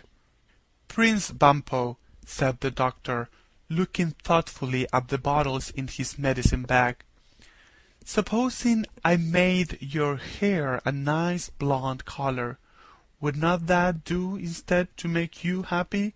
"No," said Bumpo, "nothing else will satisfy me. I must be a white prince." "You know it is very hard to change the color of a prince," said the doctor. "One of the hardest things a magician can do. You only want your face white, do you not?" "Yes, that is all," said Bumpo, "because I shall wear shiny armor and gauntlets of steel like the other white princes, and ride on a horse." "Must your face be white all over?" asked the doctor. "Yes, all over," said Bumpo, "and I would like my eyes blue too, but I suppose that would be very hard to do." "Yes, it would," said the doctor quickly. "Well, I will do what I can for you. You will have to be very patient, though. You know, with some medicines you can never be very sure. I might have to try 2 or 3 times. You have a strong skin, yes? Well, that's all right. Now come over here by the light. Oh, but before I do anything, you must first go down to the beach and get a ship ready, with food in it, to take me across the sea. Do not speak a word of this to anyone, and when I have done as you ask, you must let me and all my animals out of prisons. Promise, by the crown of Choliginki." So the prince promised and went away to get the ship ready at the seashore. When he came back and said that it was done, the doctor asked Dab-Dab to bring a basin. Then he mixed a lot of medicines in the basin and told Bumpo to dip his face in it. The prince leaned down and put his face in, right up to the ears. He held it there a long time, so long that the doctor seemed to get dreadfully anxious and fidgety, standing first on one leg and then on the other, looking at all the bottles he had used for the mixture, and reading the labels on them again and again. A strong smell filled the prison, like the smell of brown paper burning. At last the prince lifted his face up out of the basin, breathing very hard, and all the animals cried out in surprise. For the prince's face had turned as white as snow, and his eyes, which had been mud-colored, were a manly grey. When John Dolittle lent him a little looking-glass to see himself in, he sang for joy and began dancing around the prison. But the doctor asked him not to make so much noise about it, and when he had closed his medicine bag in a hurry, he told him to open the prison door. Bumpo begged that he might keep the looking-glass, as it was the only one in the kingdom of Jolly Ginky, and he wanted to look at himself all day long. But the doctor said he needed it to shave with. Then the prince, taking a bunch of copper keys from his pocket, undid the great double locks, and the doctor with all his animals ran as fast as they could down to the seashore, while Bumpo leaned against the wall of the empty dungeon, smiling after them happily, his big face shining like polished ivory in the light of the moon. When they came to the beach, they saw Polynesia and Chi-Chi waiting for them on the rocks near the ship. "I feel sorry about Bumpo," said the doctor. "I am afraid that medicine I used will never last. Most likely he will be as black as ever when he wakes up in the morning. That's one reason why I didn't like to leave the mirror with him. But then again, he might stay white. I have never used that mixture before. To tell the truth, I was surprised myself that it worked so well. But I had to do something, didn't I? I couldn't possibly scrub the king's kitchen for the rest of my life. It was such a dirty kitchen. I could see it from the prison window. Well, well, poor Bumpo. Oh, of course he will know we were just joking with him," said the parrot. "They had no business to lock us up," said Dab-Dab, waggling her tail angrily. "We never did them any harm. Serve him right if he does turn black again. I hope it's a dark black." "But he didn't have anything to do with it," said the doctor. "It was the king, his father, who had us locked up. It wasn't Bumpo's fault." I wonder if I ought to go back and apologize. "Oh, well, I'll send him some candy when we get to Puddleby, and who knows, he may stay white after all. The Sleeping Beauty would never have him, even if he did," said Dab-Dab. "He looked better the way he was, I thought, but he'd never be anything but ugly, no matter what color he was made." "Still, he had a good heart," said the doctor. "Romantic, of course, but a good heart. After all, handsome is as handsome does." "I don't believe the poor booby found the Sleeping Beauty at all," said Jip the dog. "Most likely he kissed some farmer's fat wife who was taking a snooze under an apple tree. Can't blame her for getting scared. I wonder who he'll go and kiss this time. Silly business." Then the Push-Me-Pull-You, the White Mouse, Gob-Gob, Dab-Dab, Jip, and the Owl Too-Too went on to the ship with the doctor. But Chi-Chi, Polynesia, and the crocodile stayed behind, because Africa was their proper home, the land where they were born. And when the doctor stood upon the boat, he looked over the side across the water, and then he remembered that they had no one with them to guide them back to Puddleby. The wide, wide sea looked terribly big and lonesome in the moonlight, and he began to wonder if they would lose their way when they passed out of sight of land. But even while he was wondering, they heard a strange whispering noise high in the air, coming through the night, and the animals all stopped saying goodbye and listened.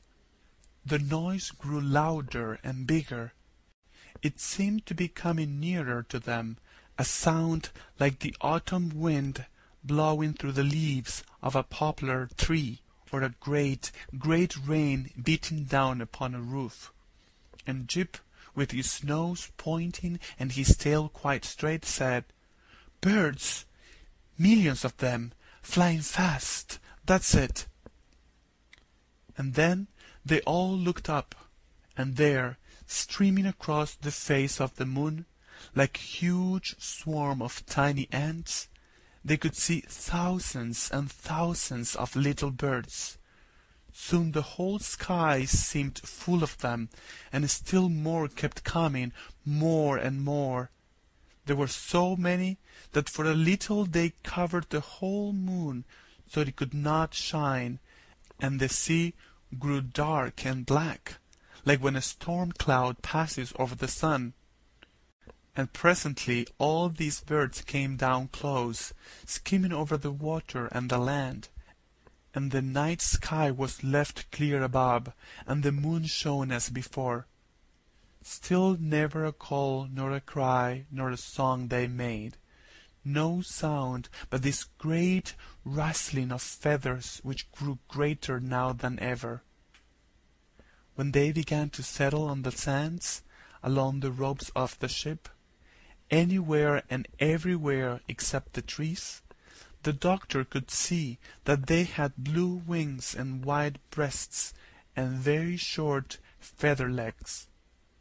As soon as they had all found a place to sit, suddenly there was no noise left anywhere. All was quiet, all was still. And in the silent moonlight John Dolittle spoke. "I had no idea that we had been in Africa so long. It will be nearly summer when we get home. For these are the swallows going back. Swallows, I thank you for waiting for us. It is very thoughtful of you. Now we need not be afraid that we will lose our way upon the sea. Pull up the anchor and set the sail." When the ship moved out upon the water, those who stayed behind, Chi-Chi, Polynesia, and the crocodile, grew terribly sad. For never in their lives had they known anyone they liked so well as Dr. John Dolittle of Paddleby-on-the-Marsh. And after they had called good-bye to him again and again and again, they still stood there upon the rocks, crying bitterly and waving till the ship was out of sight. End of the 12th chapter. The 13th chapter, titled Red Sails and Blue Wings. Sailing homeward, the doctor's ship had to pass the coast of Barbary. This coast is the seashore of the great desert. It is a wild, lonely place, all sand and stones, and it was here that the Barbary pirates lived. These pirates, a bad lot of men, used to wait for sailors to be shipwrecked on their shores, and often, if they saw a boat passing, they would come out in their fast-sailing ships and chase it. When they caught a boat like this at sea, they would steal everything on it, and after they had taken the people off, they would sink the ship and sail back to Barbary, singing songs and feeling proud of the mischief they had done. Then they used to make the people they had caught write home to their friends for money, and if the friends sent no money, the pirates often threw the people into the sea. Now one sunshiny day the doctor and Dab-Dab were walking up and down on the ship for exercise. A nice fresh wind was blowing the boat along, and everybody was happy. Presently Dab-Dab saw the sail of another ship a long way behind them on the edge of the sea. It was a red sail. "I don't like the look of that sail," said Dab-Dab. "I have a feeling it isn't a friendly ship. I am afraid there is more trouble coming to us." Jip, who was lying near taking a nap in the sun, began to growl and talk in his sleep. "I smell roast beef cooking," he mumbled. underdone roast beef, with brown gravy over it. "Good gracious!" cried the doctor. "What's the matter with the dog? Is he smelling in his sleep, as well as talking?" "I suppose he is," said Dab-Dab. "All dogs can smell in their sleep."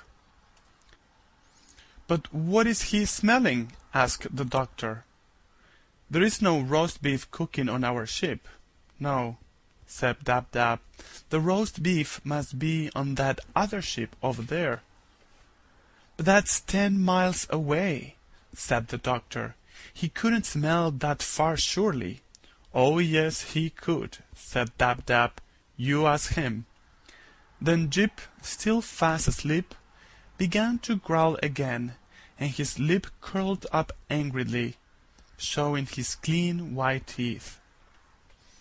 "I smell bad men," he growled. "The worst men I ever smelled.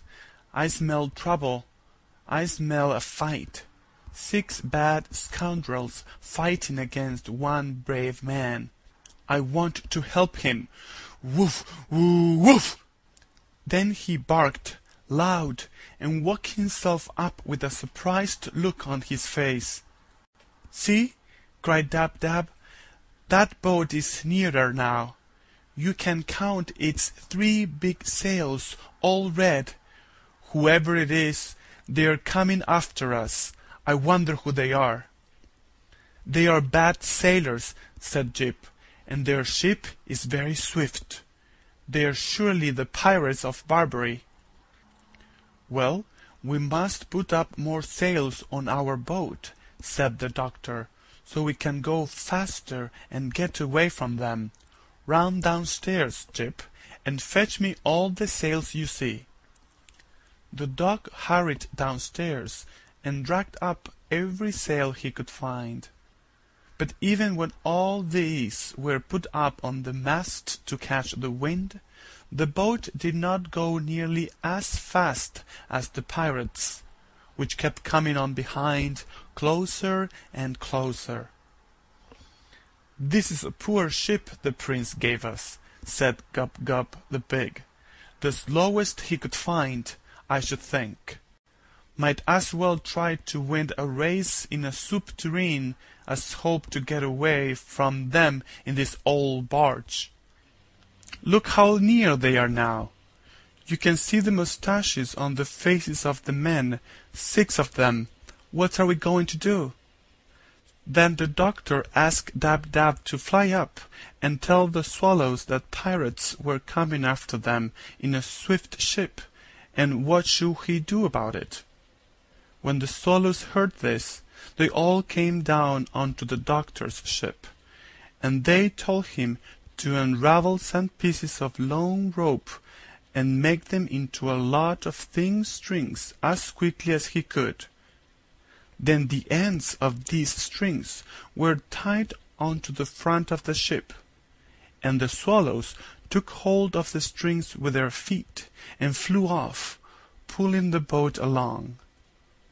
And although swallows are not very strong when only 1 or 2 are by themselves, it is different when there are a great lot of them together. And there, tied to the doctor's ship, were 1,000 strings, and 2,000 swallows were pulling on each string, all terribly swift flyers.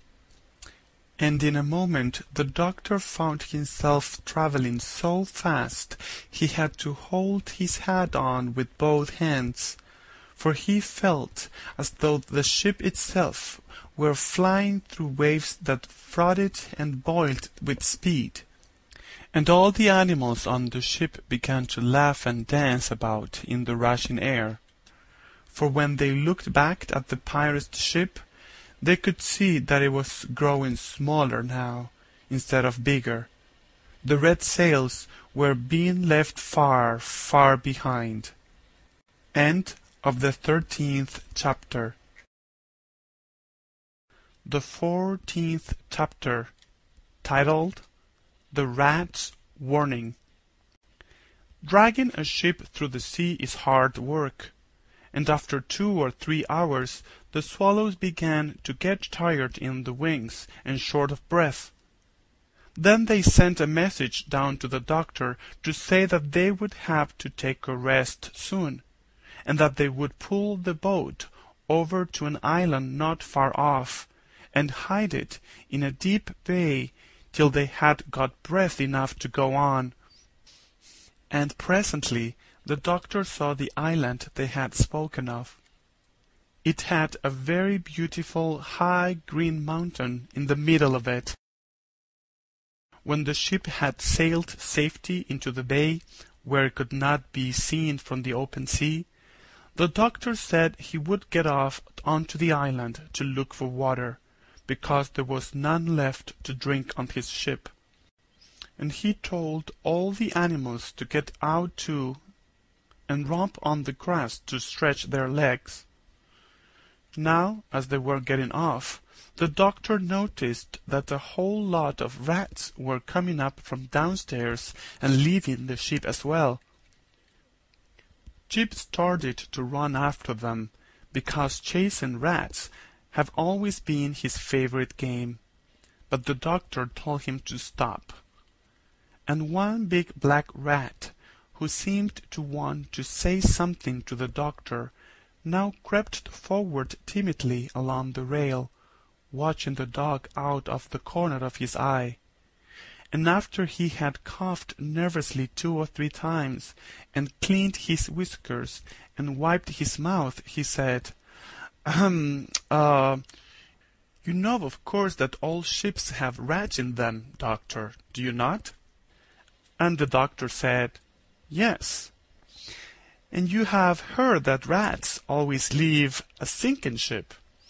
Yes, said the doctor, so I've been told. People, said the rat, always speak of it with a sneer, as though it were something disgraceful. But you can't blame us, can you? After all, who would stay on a sinking ship if he could get off it? It's very natural, said the doctor. Very natural. I quite understand. Was there anything else you wished to say? Yes, said the rat. I've come to tell you that we are leaving this one, but we wanted to warn you before we go. This is a bad ship you have here. It isn't safe. The sides aren't strong enough. Its boards are rotten. Before tomorrow night it will sink to the bottom of the sea. But how do you know? Asked the doctor. We always know, answered the rat. The tips of our tails get that tingly feeling like when your foot's asleep. This morning at 6 o'clock, while I was getting breakfast, my tail suddenly began to tingle. At first I thought it was my rheumatism coming back, so I went and asked my aunt how she felt. You remember her? The long, piebald rat, rather skinny, who came to see you in Paddleby last spring with jaundice. Well, and she said her tail was tingling like everything. Then we knew for sure that this boat was going to sink in less than 2 days, and we all made up our minds to leave it as soon as we got near enough to any land. It's a bad ship, doctor. Don't sail in it any more, or you'll be surely drowned. Goodbye. We are now going to look for a good place to live on this island. Goodbye, said the doctor, and thank you very much for coming to tell me. Very considerate of you, very. Give my regards to your aunt. I remember her perfectly. Leave that rat alone, Jip. Come here. Lie down.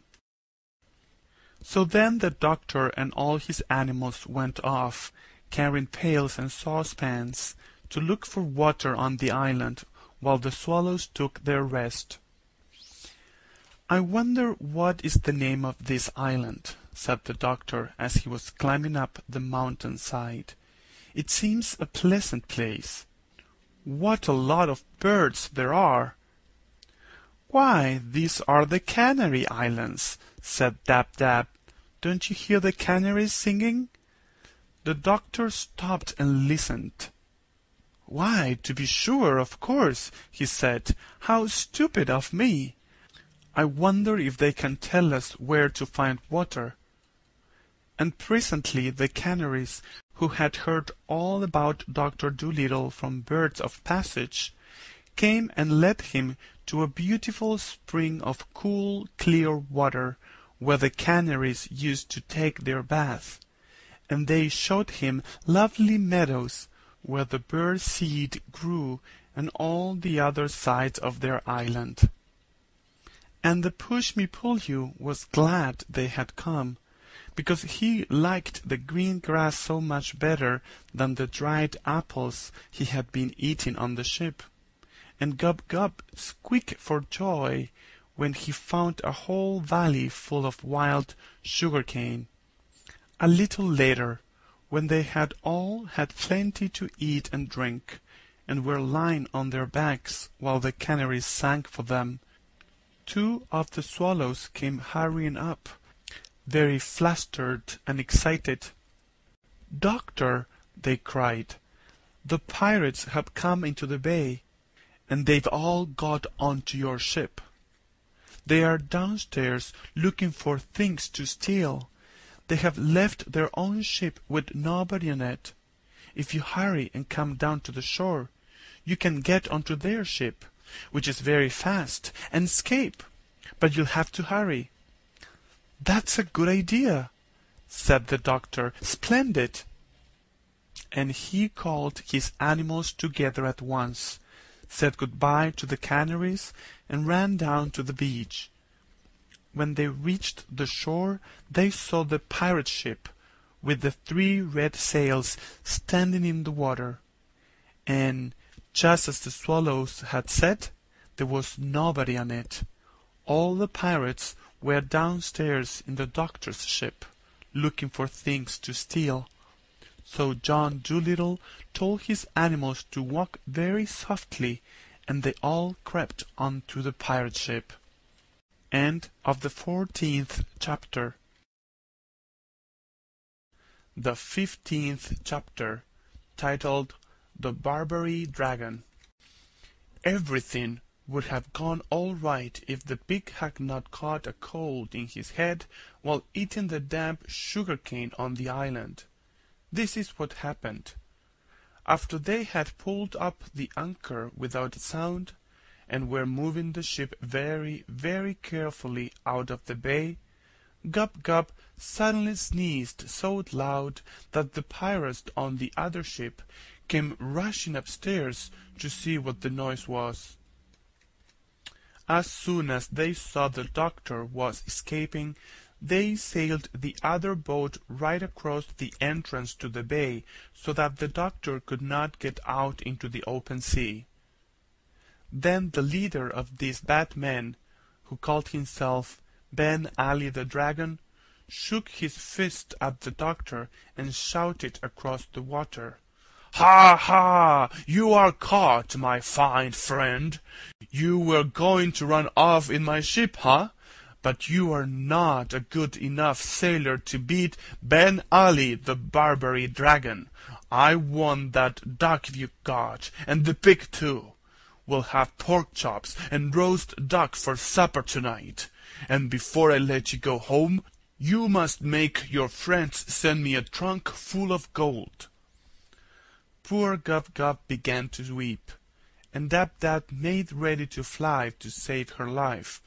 But the owl Too-Too whispered to the doctor, "Keep him talking, doctor. Be pleasant to him. Our old ship is bound to sink soon. The rats said it would be at the bottom of the sea before tomorrow night. And the rats are never wrong. Be pleasant till the ship sinks under him. Keep him talking." "What, until tomorrow night?" said the doctor. "Well, I'll do my best. Let me see. What shall I talk about?" "Oh, let them come on," said Jip. "We can fight the dirty rascals. There are only 6 of them. Let them come on. I'd love to tell that collie next door, when we get home, that I had beaten a real pirate. Let 'em come. We can fight them." "But they have pistols and swords," said the doctor. "No, that would never do. I must talk to him. Look, here, Ben Ali." But before the doctor could say any more, the pirates began to sail the ship nearer, laughing with glee, and saying one to another, "Who shall be the first to catch the pig?"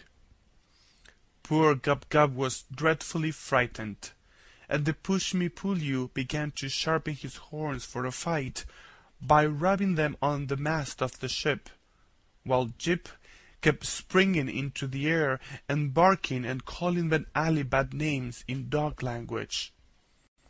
But presently something seemed to go wrong with the pirates. They stopped laughing and cracking jokes. They looked puzzled. Something was making them uneasy. Then Ben Ali, staring down at his feet, suddenly bellowed out, "Thunder and lightning! Man, the boat's leaking!" And then the other pirates peered over the side, and they saw that the boat was indeed getting lower and lower in the water, and one of them said to Ben Ali, "But surely, if this old boat were sinking, we should see the rats live in it." And Jip shouted across from the other ship, "You great duffers, there are no rats there to live. They left 2 hours ago. Ha ha to you, my fine friends." But of course the men did not understand him. Soon the front end of the ship began to go down and down, faster and faster, till the boat looked almost as though it were standing on its head, and the pirates had to cling to the rails and the masts and the ropes and anything to keep from sliding off. Then the sea rushed roaring in and through all the windows and the doors, and at last the ship plunged right down to the bottom of the sea, making a dreadful gurgling sound, and the 6 bad men were left bobbing about in the deep water of the bay. Some of them started to swim for the shores of the island, while others came and tried to get on the boat where the doctor was, but Jip kept snapping at their noses, so they were afraid to climb up the side of the ship. Then suddenly they all cried out in great fear, "The sharks! The sharks are coming! Let us get on the ship before they eat us! Help! Help! The sharks! The sharks!" And now the doctor could see all over the bay the back of the big fishes swimming swiftly through the water. And one great shark came near to the ship, and poking his nose out of the water, he said to the doctor, "Are you John Dolittle, the famous animal doctor?" "Yes," said Dr. Dolittle, "that is my name." "Well," said the shark, "we know these pirates to be a bad lot, especially Ben Ali. If they are annoying you, we will gladly eat them up for you, and then you won't be troubled any more." "Thank you," said the doctor. "This is really most attentive, but I don't think it will be necessary to eat them. Don't let any of them reach the shore until I tell you. Just keep them swimming about, will you? And please make Ben Ali swim over here, that I may talk to him." So the shark went off and chased Ben Ali over to the doctor. "Listen, Ben Ali," said John Dolittle, leaning over the side. "You have been a very bad man, and I understand that you have killed many people. These good sharks have just offered to eat you up for me, and it would indeed be a good thing if the seas were rid of you. But if you will promise to do as I tell you, I will let you go in safety." "What must I do?" asked the pirate, looking down sideways at the big shark who was smelling his leg under the water. "You must kill no more people," said the doctor.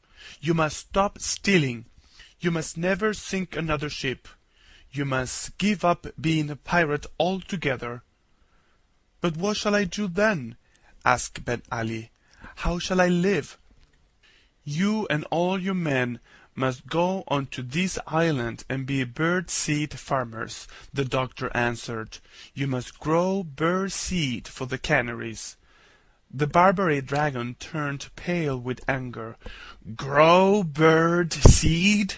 he groaned in disgust. "Can't I be a sailor?" "No," said the doctor, "you cannot. You had been a sailor long enough, and sent many stout ships and good men to the bottom of the sea. For the rest of your life you must be a peaceful farmer. The shark is waiting. Do not waste any more of his time. Make up your mind." "Thunder and lightning!" Ben Ali muttered. "Bird seed!" Then he looked down into the water again and saw the great fish smelling his other leg. "Very well," he said sadly. "We'll be farmers." "And remember," said the doctor, "that if you do not keep your promise, if you start killing and stealing again, I shall hear of it, because the canaries will come and tell me. And be very sure that I will find a way to punish you, for though I may not be able to sail a ship as well as you, so long as the birds and the beasts and the fishes are my friends, I do not have to be afraid of a pirate chief, even though he call himself the Dragon of Barbary. Now go and be a good farmer and live in peace." Then the doctor turned to the big shark, and waving his hand he said, "All right, let them swim safely to the land." End of the 15th chapter. The 16th chapter, titled To the Listener. Having thanked the sharks again for their kindness, the doctor and his pet set off once more on their journey home in the swift ship with the 3 red sails. As they moved out into the open sea, the animals all went downstairs to see what their new boat was like inside, while the doctor leaned on the rail at the back of the ship with a pipe in his mouth, watching the Canary Islands fade away in the blue dusk of the evening. While he was standing there wondering how the monkeys were getting on, and what his garden would look like when he got back to Puddleby, Dab-Dab came tumbling up the stairs, all smiles and full of news. "Doctor," she cried, "the ship of the pirates is simply beautiful, absolutely. The beds downstairs are made of primrose silk, with hundreds of big pillows and cushions. There are thick, soft carpets on the floor. The dishes are made of silver, and there are all sorts of good things to eat and drink, special things. The larder, well, it's just like a shop, that's all. You never saw anything like it in your life. Just think, they kept 5 different kinds of sardines, those men. Come and look. Oh, we found a little room down there with the door locked, and we are all crazy to get in and see what's inside. Jip says it must be where the pirates kept their treasure. But we can't open the door. Come down and see if you can let us in." So the doctor went downstairs, and he saw that it was indeed a beautiful ship. He found the animals gathered round a little door, all talking at once, trying to guess what was inside. The doctor turned the handle, but it wouldn't open. Then they all started to hunt for the key. They looked under the mat. They looked under all carpets. They looked in all the cupboards and drawers and lockers, in the big chests in the ship's dining room. They looked everywhere. While they were doing this, they discovered a lot of new and wonderful things that the pirates must have stolen from other ships. cashmere shawls as thin as cobweb, embroidered with flowers of gold, jars of fine tobacco from Jamaica, carved ivory boxes full of Russian tea, an old violin with a string broken, and a picture on the back, a set of big chessmen carved out of coral and amber, a walking stick which had a sword inside when you pulled the handle, 6 wine glasses with turquoise and silver round the rims, and a lovely great sugar bowl made of mother o' pearl. But nowhere in the whole boat could they find a key to fit that lock. So they all came back to the door, and Jip peered through the keyhole. But something had been stood against the wall on the inside, and he could see nothing. While they were standing around wondering what they should do, the owl, Tutu, suddenly said, "Listen, I do believe there's someone in there." They all kept still a moment. Then the doctor said, "You must be mistaken, Tutu. I don't hear anything." "I'm sure of it," said the owl. "There it is again. Don't you hear that?" "No, I do not," said the doctor. "What kind of a sound is it?" "I hear the noise of someone putting his hand in his pocket," said the owl. "But that makes hardly any sound at all," said the doctor. "You couldn't hear that out here." "Pardon me, but I can," said Tutu. "I tell you there is someone on the other side of that door putting his hand in his pocket. Almost everything makes some noise. If your ears are only sharp enough to catch it, bats can hear a mole walking in his tunnel under the earth, and they think they're good hearers. But we owls can tell you, using only one ear, the color of a kitten from the way it winks in the dark." "Well, well," said the doctor, "you surprise me. That's very interesting. Listen again and tell me what he's doing now." "I'm not sure yet," said Tutu. "If it's a man at all, maybe it's a woman. Lift me up and let me listen at the keyhole, and I'll soon tell you." So the doctor lifted the owl up and held him close to the lock of the door. After a moment Tutu said, "Now he's rubbing his face with his left hand. It's a small hand and a small face. It might be a woman. No. Now he pushes his hair back off his forehead. It's a man, all right." "Women sometimes do that," said the doctor. "True," said the owl. "But when they do, their long hair makes quite a different sound. Shh! Make that fidgety pig keep still. Now all hold your breath a moment, so I can listen well. This is very difficult, what I am doing now. And the pesky door is so thick. Shh! Everybody quite still. Shut your eyes and don't breathe." Tutu leaned down and listened again, very hard and long. At last he looked up into the doctor's face and said, "The man in there is unhappy. He weeps. He has taken care not to blubber or sniffle, lest we should find out that he is crying. But I heard quite distinctly the sound of a tear falling on his sleeve." "How do you know it wasn't a drop of water falling off the ceiling on him?" asked Gub-Gub. "Pshaw! Such ignorance!"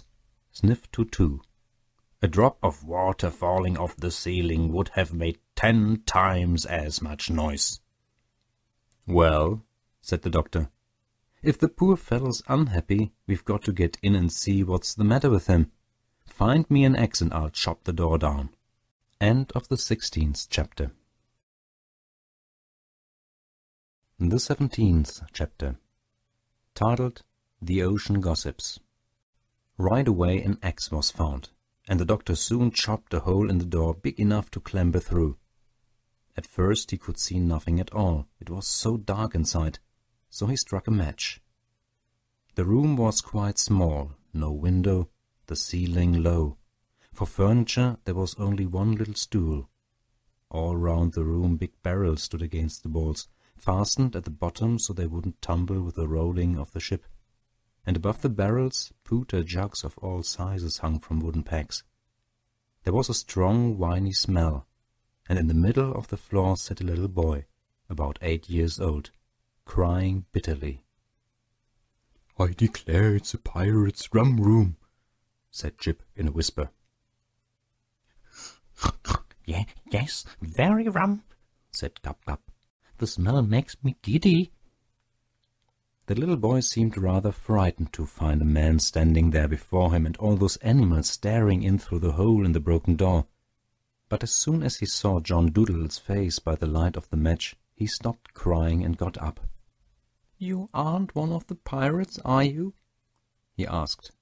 And when the doctor threw back his head and laughed long and loud, the little boy smiled too and came and took his hand. "You laugh like a friend," he said, "not like a pirate. Could you tell me where my uncle is?"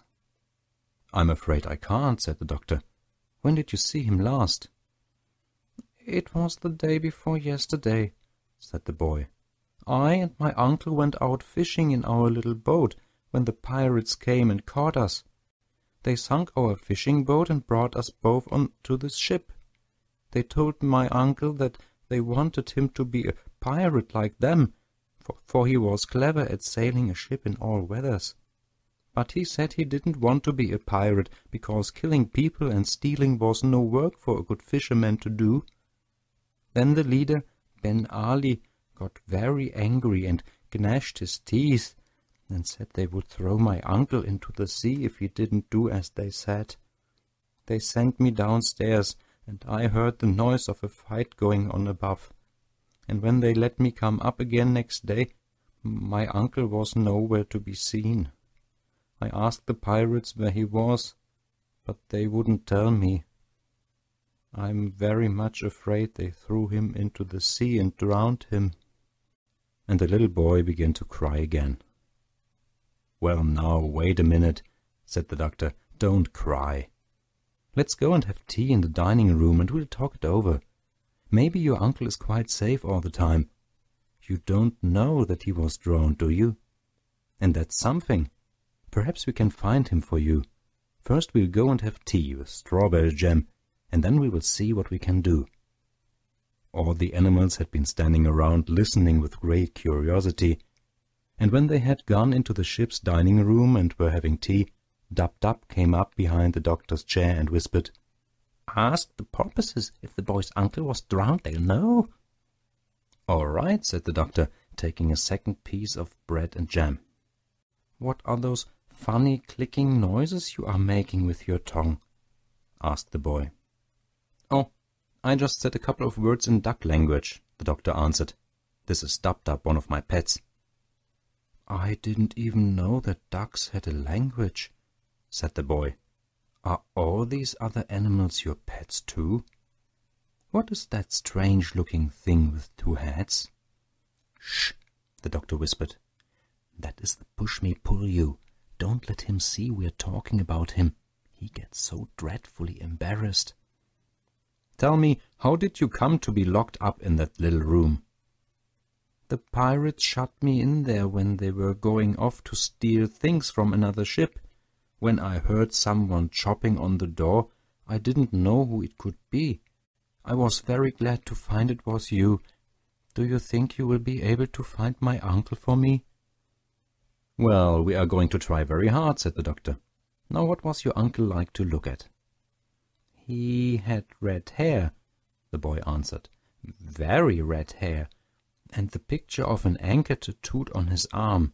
He was a strong man, a kind uncle, and the best sailor in the South Atlantic. His fishing boat was called the Saucy Sally, a cutter-rigged sloop. "What's cutter-rigged sloop?" whispered Gub-Gub, turning to Jip. "That's the kind of a ship the man had," said Jip. "Keep still, can't you?" "Oh," said the pig, "is that all? I thought it was something to drink." So the doctor left the boy to play with the animals in the dining room and went upstairs to look for passing porpoises. And soon a whole school came dancing and jumping through the water, on their way to Brazil. When they saw the doctor leaning on the rail of his ship, they came over to see how he was getting on. And the doctor asked them if they had seen anything of a man with red hair and an anchor tattooed on his arm. "Do you mean the master of the Saucy Sally?" asked the porpoises. "Yes," said the doctor, "that's the man. Has he been drowned?" "His fishing sloop was sunk," said the porpoises, "for we saw it lying at the bottom of the sea, but there was nobody inside, because we went and looked." "His little nephew is on the ship with me here," said the doctor, "and he is terribly afraid that the pirates threw his uncle into the sea. Would you be so good as to find out for me for sure whether he has been drowned or not?" "Oh, he isn't drowned," said the porpoises.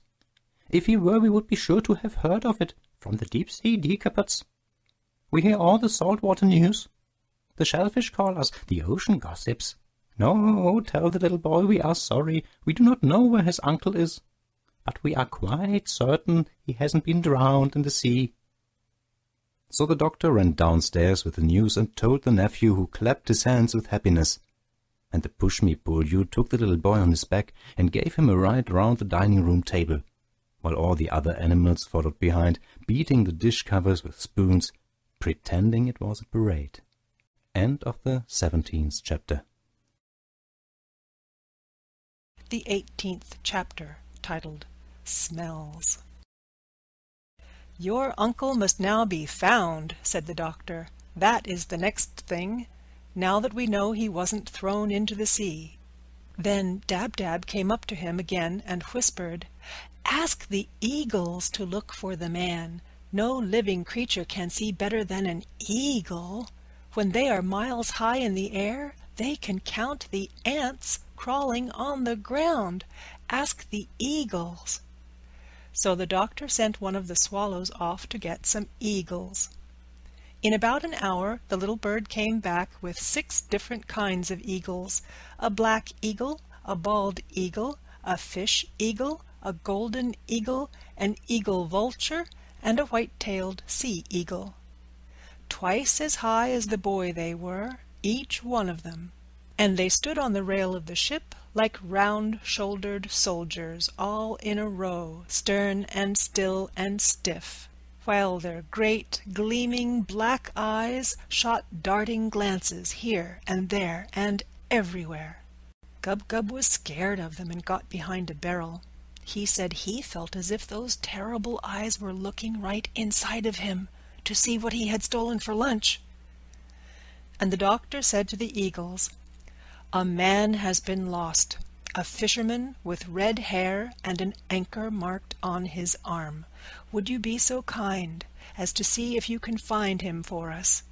This boy is the man's nephew." Eagles do not talk very much, and all they answered in their husky voices was, "You may be sure that we will do our best for John Dolittle." Then they flew off, and Gub-Gub came out from behind his barrel to see them go. Up and up and up they went, higher and higher and higher still. Then, when the doctor could only just see them, they parted company and started going off all different ways, north, east, south, and west, looking like tiny grains of black sand creeping across the wide blue sky. "My gracious," said Gub-Gub in a hushed voice, "what a height! I wonder they don't scorch their feathers, so near the sun." They were gone a long time, and when they came back it was almost night, and the eagles said to the doctor, "We have searched all the seas and all the countries and all the islands and all the cities and all the villages in this half of the world, but we have failed. In the main street of Gibraltar we saw 3 hares lying on a wheelbarrow before a baker's door, but they were not the hairs of a man. They were the hairs out of a fur coat. Nowhere on land or water could we see any sign of this boy's uncle, and if we could not see him, then he is not to be seen. For John Dolittle we have done our best." Then the 6 great birds flapped their big wings and flew back to their homes in the mountains and the rocks. "Well," said Dab-Dab after they had gone, "what are we going to do now? The boy's uncle must be found. There's no 2 ways about that. The lad isn't old enough to be knocking around the world by himself. Boys aren't like ducklings. They have to be taken care of till they're quite old. I wish Chee-Chee were here. He would soon find the man. Good old Chee-Chee. I wonder how he's getting on." "If we only had Polynesia with us," said the white mouse, "she would soon think of some way. Do you remember how she got us all out of prison the second time? My, but she was a clever one." "I don't think so much of those eagle fellows," said Jip. "They're just conceited. They may have very good eyesight and all that, but when you ask them to find a man for you, they can't do it, and they have the cheek to come back and say that nobody else could do it. They're just conceited, like that collie in Puddleby. And I don't think a whole lot of those gossipy old porpoises either. All they could tell us was that the man isn't in the sea. We don't want to know where he isn't. We want to know where he is." "Oh, don't talk so much," said Gub-Gub. "It's easy to talk, but it isn't so easy to find a man when you have got the whole world to hunt him in. Maybe the fisherman's hair has turned white, worrying about the boy, and that was why the eagles didn't find him. You don't know everything. You're just talking. You are not doing anything to help. You couldn't find the boy's uncle any more than the eagles could. You couldn't do as well." "Couldn't I?" said the dog. "That's all you know, you stupid piece of warm bacon. I haven't begun to try yet, have I? You wait and see." Then Jip went to the doctor and said, "Ask the boy if he has anything in his pockets that belonged to his uncle, will you, please?" So the doctor asked him, and the boy showed them a gold ring which he wore on a piece of string around his neck because it was too big for his finger. He said his uncle gave it to him when they saw the pirates coming. Jip smelt the ring and said, "That's no good. Ask him if he has anything else that belonged to his uncle." Then the boy took from his pocket a great big red handkerchief and said, "This was my uncle's too." As soon as the boy pulled it out, Jip shouted, "Snuff, by jingo! Black rappy snuff! Don't you smell it? His uncle took snuff. Ask him, doctor." The doctor questioned the boy again, and he said, "Yes, my uncle took a lot of snuff." "Fine," said Jip. "The man's as good as found. 'Twill be as easy as stealing milk from a kitten. Tell the boy I'll find his uncle for him in less than a week. Let us go upstairs and see which way the wind is blowing." "But it is dark now," said the doctor. "You can't find him in the dark." "I don't need any light to look for a man who smells of black rappee snuff," said Jip as he climbed the stairs. "If the man had a hard smell, like string, now, or hot water, it would be different, but snuff? Tut, tut." "Does hot water have a smell?" asked the doctor. "Certainly it has," said Jip. "Hot water smells quite different from cold water. It is warm water, or ice, that has the really difficult smell. Why, I once followed a man for 10 miles on a dark night by the smell of the hot water he had used to shave with, for the poor fellow had no soap. Now then, let us see which way the wind is blowing. Wind is very important in long-distance smelling. It mustn't be too fierce a wind, and of course it must blow the right way. A nice, steady, damp breeze is the best of all. Ha! This wind is from the north. Then Jip went up to the front of the ship and smelt the wind, and he started muttering to himself, tar, Spanish onions, kerosene oil, wet raincoats, crushed laurel leaves, rubber burning, lace curtains being washed. No, my mistake. Lace curtains hanging out to dry. And foxes, hundreds of 'em, cubs. And can you really smell all those different things in this one wind? Asked the doctor. Why, of course, said Jip. And those are only a few of the easy smells, the strong ones. Any mongrel could smell those with a cold in the head. Wait now, and I'll tell you some of the harder scents that are coming on this wind. A few of the dainty ones. Then the dog shut his eyes tight, poked his nose straight up in the air, and sniffed hard, with his mouth half open. For a long time he said nothing. He kept as still as a stone. He hardly seemed to be breathing at all. When at last he began to speak, it sounded almost as though he were singing, sadly, in a dream. Bricks, he whispered very low.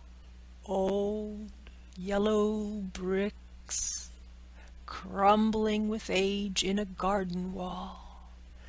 The sweet breath of young cows standing in a mountain stream. The lead roof of a dovecote, or perhaps a granary, with the midday sun on it.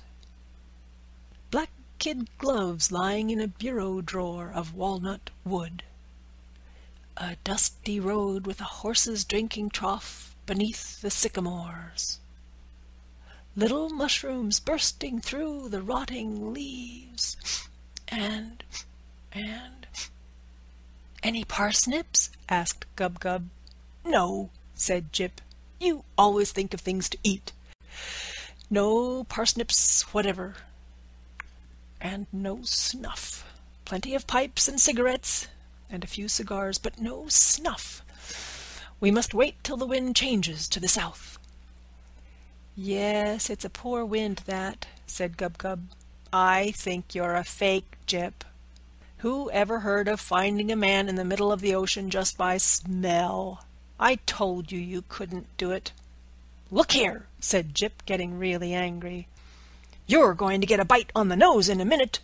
You needn't think that just because the doctor won't let us give you what you deserve, that you can be as cheeky as you like. Stop quarreling, said the doctor. Stop it. Life's too short. Tell me, Jip, where do you think those smells are coming from? From Devon and Wales, most of them, said Jip. The wind is coming that way. Well, well, said the doctor. You know, that's really quite remarkable. Quite. I must make a note of that for my new book. I wonder if you could train me to smell as well as that. But no, perhaps I'm better off the way I am. Enough is as good as a feast, they say. Let's go down to supper. I'm quite hungry. So am I, said Gub-Gub. End of the 18th chapter. The 19th chapter, titled The Rock. Up they got, early next morning, out of the silken beds, and they saw that the sun was shining brightly, and that the wind was blowing from the south. Jip smelt the south wind for half an hour. Then he came to the doctor, shaking his head. "I smell no snuff as yet," he said. "We must wait till the wind changes to the east." But even when the east wind came, at 3 o'clock that afternoon, the dog could not catch the smell of snuff. The little boy was terribly disappointed and began to cry again, saying that no one seemed to be able to find his uncle for him. But all Jip said to the doctor was, "Tell him that when the wind changes to the west, I'll find his uncle even though he be in China, so long as he is still taking Black Rapis snuff." 3 days they had to wait before the west wind came. This was on a Friday morning, early, just as it was getting light. A fine rainy mist lay on the sea like a thin fog, and the wind was soft and warm and wet. As soon as Jip awoke, he ran upstairs and poked his nose in the air. Then he got most frightfully excited and rushed down again to wake the doctor up. "Doctor," he cried, "I've got it! Doctor, doctor, wake up! Listen, I've got it! The wind's from the west, and it smells of nothing but snuff. Come upstairs and start the ship, quick!" So the doctor tumbled out of bed and went to the rudder to steer the ship. "Now I'll go to the front," said Jip, "and you watch my nose. Whichever way I point it, you turn the ship the same way. The man cannot be far off, with the smell as strong as this. And the wind's all lovely and wet. Now watch me." So all that morning Jip stood in the front part of the ship, sniffing the wind and pointing the way for the doctor to steer, while all the animals and the little boy stood round with their eyes wide open, watching the dog in wonder. About lunchtime, Jip asked Dab-Dab to tell the doctor that he was getting worried and wanted to speak to him. So Dab-Dab went and fetched the doctor from the other end of the ship, and Jip said to him, "The boy's uncle is starving. We must make the ship go as fast as we can." "How do you know he is starving?" asked the doctor. "Because there is no other smell in the west wind but snuff," said Jip. "If the man were cooking or eating food of any kind, I would be bound to smell it too. But he hasn't even fresh water to drink. All he is taking is snuff, in large pinches. We are getting nearer to him all the time, because the smell grows stronger every minute. But make the ship go as fast as you can, for I am certain that the man is starving." "All right," said the doctor, and he sent Dab-Dab to ask the swallows to pull the ship, the same as they had done when the pirates were chasing them. So the stout little birds came down, and once more harnessed themselves to the ship. And now the boat went bounding through the waves at a terrible speed. It went so fast that the fishes in the sea had to jump for their lives to get out of the way and not be run over. And all the animals got tremendously excited, and they gave up looking at Jip, and turned to watch the sea in the front, to spy out any land or islands where the starving man might be. But hour after hour went by, and still the ship went rushing on, over the same flat, flat sea, and no land anywhere came in sight. And now the animals gave up chattering and sat around silent, anxious and miserable. The little boy again grew sad, and on Jip's face there was a worried look. At last, late in the afternoon, just as the sun was going down, the owl, Tutu, who was perched on the tip of the mast, suddenly startled them all by crying out at the top of his voice, "Jip! Jip! I see a great, great rock in front of us. Look, way out there where the sky and the water meet. See the sunshine on it? Like gold. Is the smell coming from there?" And Jip called back, "Yes, that's it. That is where the man is. At last! At last!" And when they got nearer, they could see that the rock was very large as a big field. No trees grew on it, no grass, nothing. The great rock was as smooth and as bare as the back of a tortoise.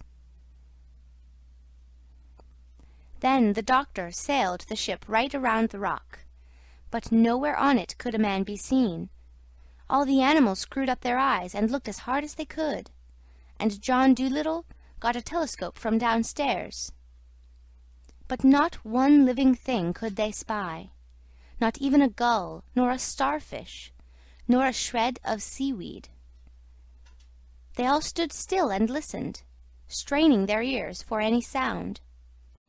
But the only noise they heard was the gentle lapping of the little waves against the sides of their ship. Then they all started calling, "Hullo there! Hullo!" till their voices were hoarse, but only the echo came back from the rock. And the little boy burst into tears and said, "I am afraid I shall never see my uncle any more. What shall I tell them when I get home?" But Jip called to the doctor, "He must be there, he must. He must! The smell goes no further. He must be there, I tell you. Sail the ship close to the rock, and let me jump out on it." So the doctor brought the ship as close as he could and let down the anchor. Then he and Jip got out of the ship onto the rock. Jip at once put his nose down close to the ground and began to run all over the place. Up and down he went, back and forth, zigzagging, twisting, doubling and turning. And everywhere he went, the doctor ran behind him, close at his heels, till he was terribly out of breath. At last Jip let out a great bark and sat down. When the doctor came running up to him, he found the dog staring into a big, deep hole in the middle of the rock. "The boy's uncle is down there," said Jip quietly. "No wonder those silly eagles couldn't see him. It takes a dog to find a man." So the doctor got down into the hole, which seemed to be a kind of cave or tunnel, running a long way under the ground. Then he struck a match and started to make his way along the dark passage with Jip following behind. The doctor's match soon went out, and he had to strike another, and another, and another. At last the passage came to an end, and the doctor found himself in a kind of tiny room with walls of rock. And there, in the middle of the room, his head resting on his arms, lay a man with very red hair, fast asleep. Jip went up and sniffed at something lying on the ground beside him. The doctor stooped and picked it up. It was an enormous snuff-box, and it was full of black rapee. End of the 19th chapter. The 20th chapter. The Fisherman's Town. Gently then, very gently, the doctor woke the man up. But just at that moment the match went out again, and the man thought it was Ben Ali coming back, and he began to punch the doctor in the dark. But when John Dolittle told him who it was, and that he had his little nephew safe on his ship, the man was tremendously glad, and said he was sorry he had fought the doctor. He had not hurt him much, though, because it was too dark to punch properly. Then he gave the doctor a pinch of snuff. And the old man told how the Barbary dragon had put him on to this rock and left him there, when he wouldn't promise to become a pirate, and how he used to sleep down in this hole because there was no house on the rock to keep him warm. And then he said, "For 4 days I have had nothing to eat or drink. I have lived on snuff." "There you are," said Chip. "What did I tell you?" So they struck some more matches and made their way out through the passage into the daylight, and the doctor hurried the man down to the boat to get some soup. When the animals and the little boy saw the doctor and Jip coming back to the ship with a red-headed man, they began to cheer and yell and dance about the boat. And the swallows up above started whistling at the top of their voices, thousands and millions of them, to show that they too were glad that the boy's brave uncle had been found. The noise they made was so great that sailors far out at sea thought that a terrible storm was coming. "Hark to that gale howling in the east," they said. And Jip was awfully proud of himself, though he tried hard not to look conceited. When Dab-Dab came to him and said, "Jip, I had no idea you were so clever," he just tossed his head and answered, "Oh, that's nothing special, but it takes a dog to find a man, you know. Birds are no good for a game like that." Then the doctor asked the red-haired fisherman where his home was, and when he had told him, the doctor asked the swallows to guide the ship there first. And when they had come to the land which the man had spoke of, they saw a little fishing town at the foot of a rocky mountain, and the man pointed out the house where he lived. And while they were letting down the anchor, the little boy's mother, who was also the man's sister, came running down the shore to meet them, laughing and crying at the same time. She had been sitting on a hill for 20 days, watching the sea and waiting for them to return. And she kissed the doctor many times, so that he giggled and blushed like a schoolgirl. And she tried to kiss Jip too, but he ran away and hid inside the ship. "It's a silly business, this kissing," he said. "I don't hold by it. Let her go and kiss Gub-Gub, if she must kiss something." The fisherman and his sister didn't want the doctor to go away again in a hurry. They begged him to spend a few days with them.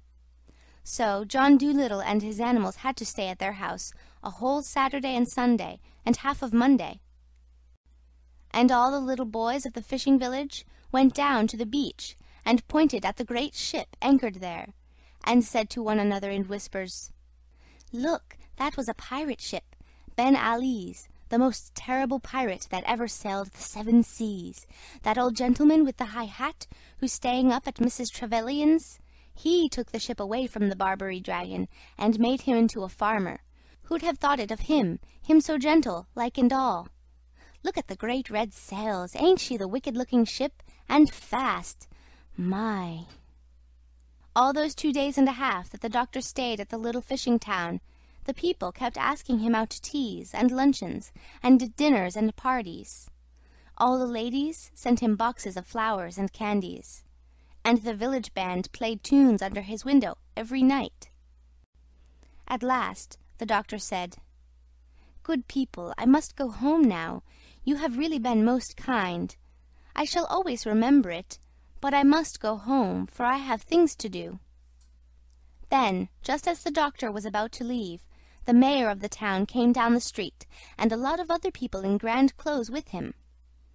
And the mayor stopped before the house where the doctor was living, and everybody in the village gathered round to see what was going to happen. After 6 page boys had blown on shining trumpets to make the people stop talking, the doctor came out onto the steps, and the mayor spoke. "Dr. John Dolittle," said he, "it is a great pleasure for me to present to the man who rid the seas of the dragon of Barbary this little token from the grateful people of our worthy town." And the mayor took from his pocket a little tissue paper packet, and opened it. He handed to the doctor a perfectly beautiful watch with real diamonds in the back. Then the mayor pulled out of his pocket a still larger parcel, and said, "Where is the dog?" Then everybody started to hunt for Jip, and at last Dab-Dab found him on the other side of the village in a stable-yard, where all the dogs of the countryside were standing round him speechless with admiration and respect. When Jip was brought to the doctor's side, the mayor opened the larger parcel, and inside was a dog collar made of solid gold. And a great murmur of wonder went up from the village folk, as the mayor bent down and fastened it round the dog's neck with his own hands. For written on the collar in big letters were these words, "Jip, the cleverest dog in the world." Then the whole crowd moved down to the beach to see them off, and after the red-haired fisherman and his sister and the little boy had thanked the doctor and his dog over and over again, the great swift ship with the red sails was turned once more towards Puddleby, and they sailed out to sea, while the village band played music on the shore. End of the 20th chapter. Chapter 21. Home Again. March winds had come and gone. April's showers were over. May's buds had opened into flower, and the June sun was shining on the pleasant fields when John Dolittle at last got back to his own country. But he did not yet go home to Puddleby. First he went travelling through the land with the push-me-pull-you in a gypsy wagon, stopping at all the country fairs. And there, with the acrobats on one side of them, and the Punch and Judy show on the other, they would hang out a big sign which read, "Come and see the marvelous two-headed animal from the jungles of Africa. Admission 6 pence. And the push-me-pull-you would stay inside the wagon, while the other animals would lie about underneath. The doctor sat in a chair in front, taking the 6 pence, and smiling on the people as they went in. And Dab-Dab was kept busy all the time scolding him, because he would let the children in for nothing when she wasn't looking. And menagerie keepers and circus men came and asked the doctor to sell them the strange creature, saying they would pay a tremendous lot of money for him. But the doctor always shook his head and said, "No, the push-me-pull-you shall never be shut up in a cage. He shall be free always to come and go like you and me." Many curious sights and happenings they saw in their wandering life, but they all seemed quite ordinary after the great things they had seen and done in foreign lands. It was very interesting at first, being sort of part of a circus, but after a few weeks they all got dreadfully tired of it, and the doctor and all of them were longing to go home. But so many people came flocking to the little wagon, and paid the 6 pence to go inside and see the push-me-pull-you, that very soon the doctor was able to give up being a showman. And one fine day, when the hollyhocks were in full bloom, he came back to Puddleby a rich man, to live in the little house with the big garden. And the old lame horse in the stable was glad to see him. So were the swallows, who had already built their nests under the eaves of his roof, and had young ones. And Dab-Dab was glad, too, to get back to the house she knew so well, although there was a terrible lot of dusting to be done, with cobwebs everywhere. And after Jip had gone and shown his golden collar to the conceited collie next door, he came back and began running round the garden like a crazy thing, looking for the bones he had buried long ago, and chasing the rats out of the tool-shed, while Gub-Gub dug up the horseradish which had grown 3 feet high in the corner by the garden wall. And the doctor went and saw the sailor who had lent him the boat, and he bought 2 new ships for him and a rubber doll for his baby. And he paid the grocer for the food he had lent him for the journey to Africa. And he bought another piano and put the white mice back in it, because they said the bureau drawer was draughty. Even when the doctor had filled the old money box on the dresser shelf, he still had a lot of money left, and he had to get 3 more money boxes just as big to put the rest in. "Money," he said, "is a terrible nuisance, but it's nice not to have to worry." "Yes," said Dab-Dab, who was toasting muffins for his tea, "it is indeed." And when the winter came again, and the snow flew against the kitchen window, the doctor and his animals would sit round the big warm fire after supper, and he would read aloud to them out of his books. But far away in Africa, where the monkeys chattered in the palm trees before they went to bed under the big yellow moon, they would say to one another, "I wonder what the good man's doing now, over there in the land of the white men. Do you think he ever will come back?" And Polynesia would squeak out from the vines, "I think he will. I guess he will. I hope he will." And then the crocodile would grunt up at them from the black mud of the river, "I'm sure he will. Go to sleep." End of chapter 21. End of The Story of Dr. Dolittle by Hugh Lofting.